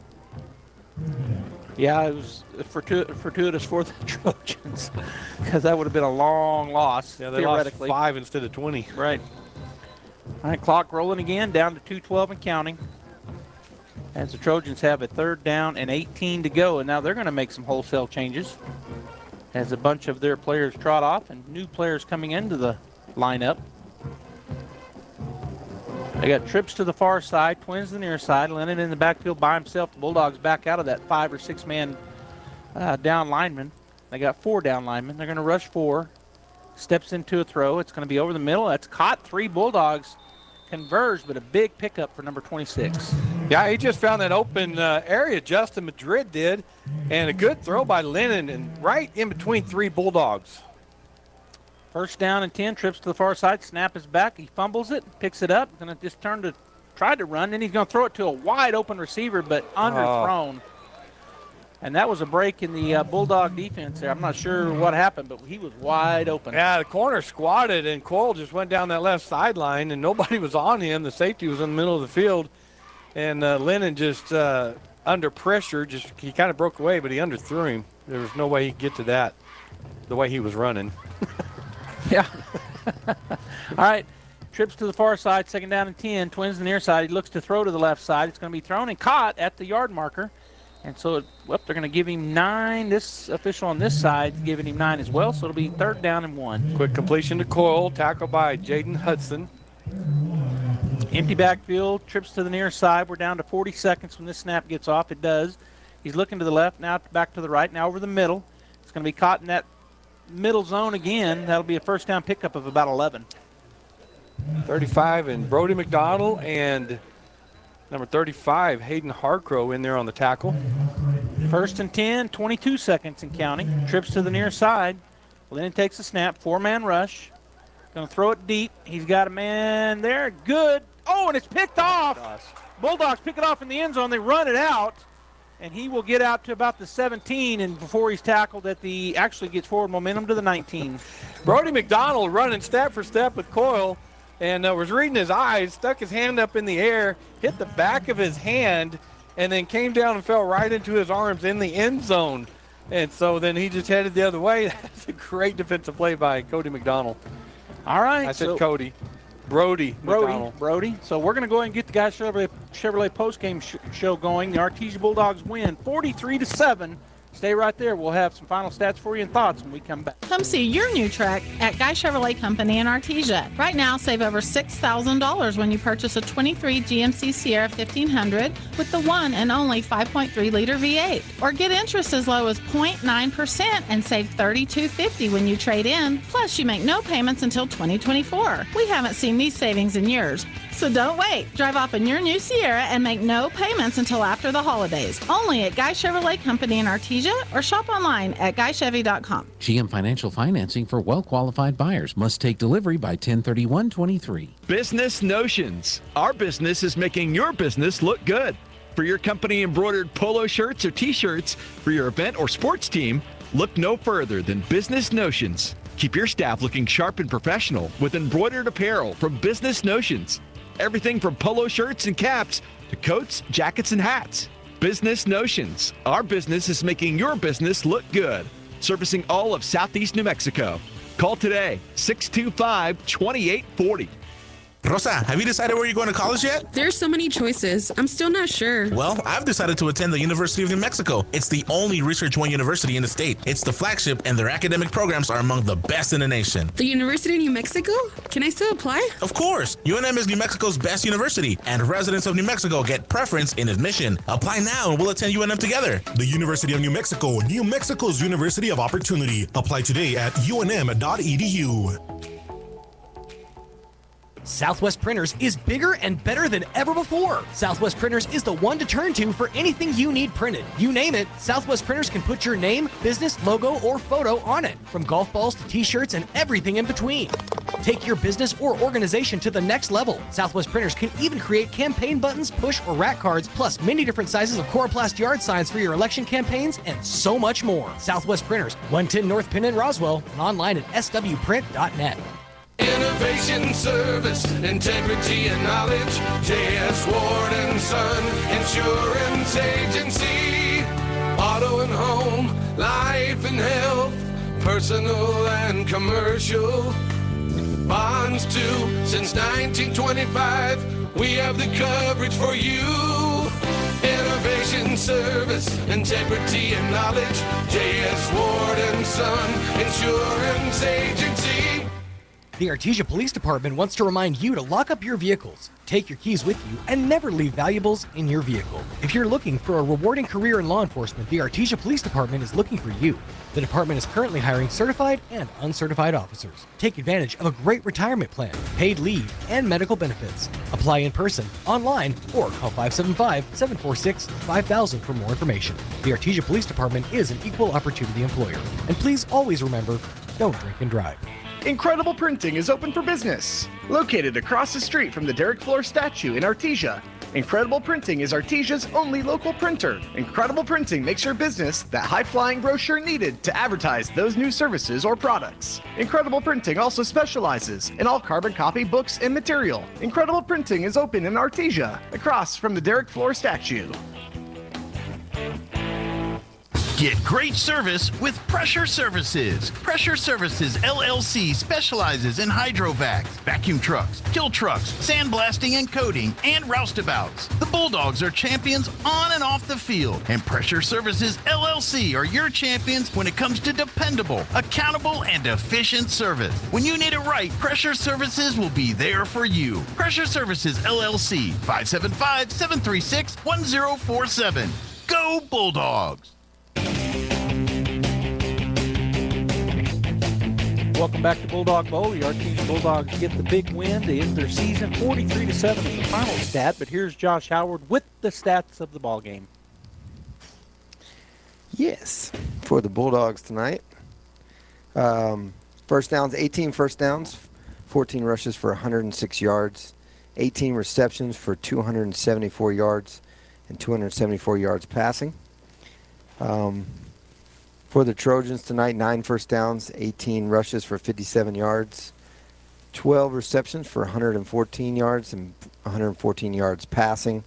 The stat leaders tonight for the Trojans passing, Luke Lennon. He was 11 for 22, 114 yards, 1 interception. Brian Cole was 1 for 4 with 1 interception as well. Rushing for the Trojans tonight, Luke Lennon 6 rushes for 30 yards and 1 touchdown. Bobby Herrera 3 for 26. Navarez 7 for 1. And then Cornejo was 2 for 0. Receiving for the Trojans, Madrid 5 for 51. Navarez 3 for 30. Coyle was 2 for 22, and Villapando was 1 for 11. And then for the Bulldogs tonight, rushing, we had Galindo 8 rushes for 95 yards, 3 touchdowns. Derek Warren 1 for 4, Weston 1 for 3, Ibarra 2 for 1, and then Armendariz 1 rush for 1 yard and 1 touchdown. We did have a fumble lost by Ibarra tonight. Passing, Estrada was 14 for 17, 220 yards and a touchdown. Derek Warren was 1 for 4 and 35 yards and 1 interception. Hodling was 2 for 2 for 15, and Casares was 1 for 2 for 4 and an interception tonight. Receiving for the Bulldogs, Duran was 3 for 85 and a touchdown. Galindo 3 for 62. Casares 4 for 38. Seiss 3 for 36. Lopez 1 reception for 35. Byers had 2 receptions for 17 yards. Waldrop 1 for 2.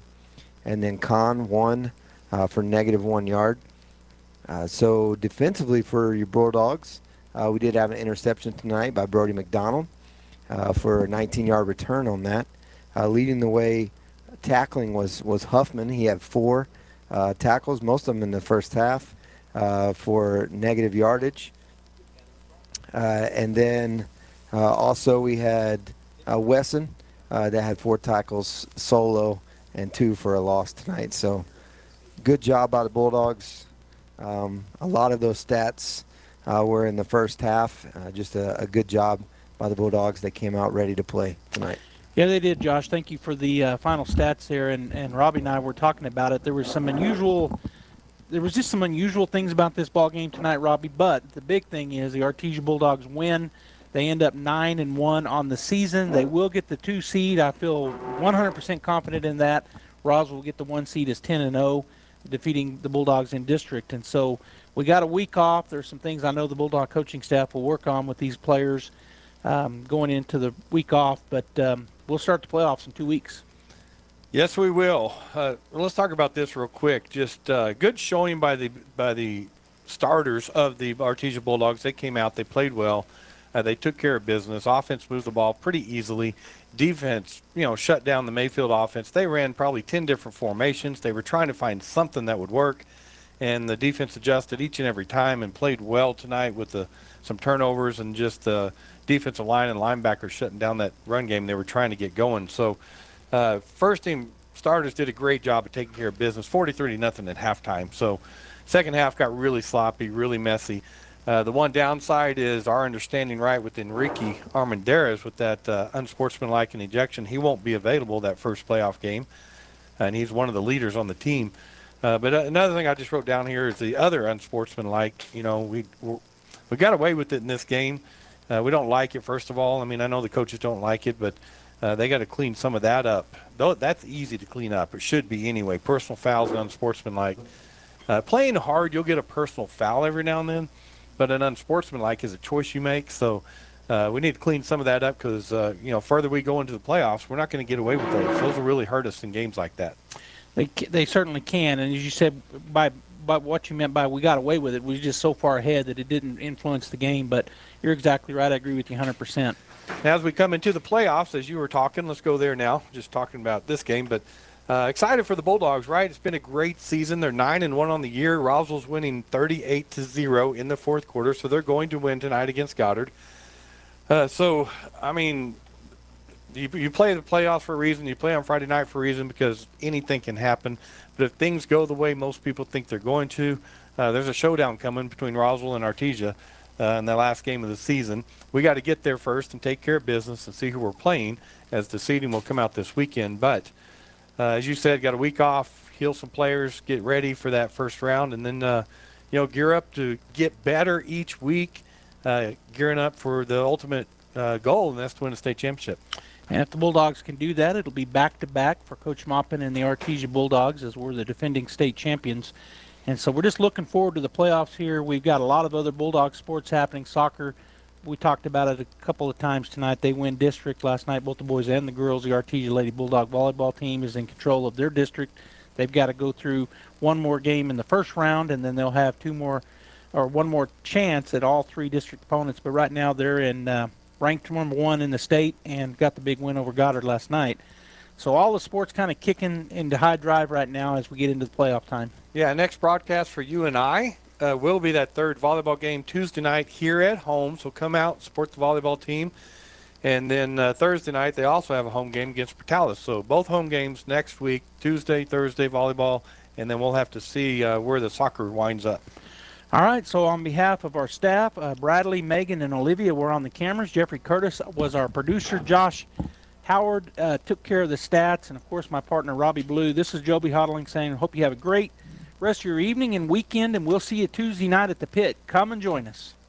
That concludes this presentation of sports on AM 990 and 93.7 FM KSVP. Sports on KSVP AM and FM is presented by Artesia Animal Clinic, Artesia Credit Union, Artesia Family Health Center and Presbyterian Medical Services, Artesia Ford Sales, Artesia General Hospital, Artesia Plumbing and Heating, Artesia Police Department, Big O Tires, Bob Reed Pest Control, Buckhorn Productions, LLC, Business Notions, Kane Electric Supply, Central Valley Electric, Cisco Equipment, Deans Incorporated, Devon Energy, Dooley's Auto Sales, Edge Safety, ENMU Portales and ENMU Roswell, Faith Baptist Church, Forest Tire, Guy Chevrolet, H&R Block of Artesia, Hermosa Church of Christ, HF Sinclair, Hawker & Sons, J&J Home Care, JS Ward, KFC of Artesia, La Fonda, Lois Oliver Real Estate, Maupin & Brown Dentistry, Pecos Valley Equipment, Pepsi, Pressure Services LLC, Primary Residential Mortgage, Ridgeland Motors, Roger and Ramona Kilpatrick of Berkshire Hathaway Enchanted Lands, Roswell Seed Company, Smile Expressions, Southwest Printers, Sun Country Garden Center, Tate Branch of Artesia, Turpinning and Sons Mortuary, Trustmark Roofing, University of New Mexico, Wilbanks Trucking, Sandy Stockton, and State Farm of Artesia. Thanks for tuning into this presentation of sports on KSVP AM and FM. We now return you to your regular scheduled programming.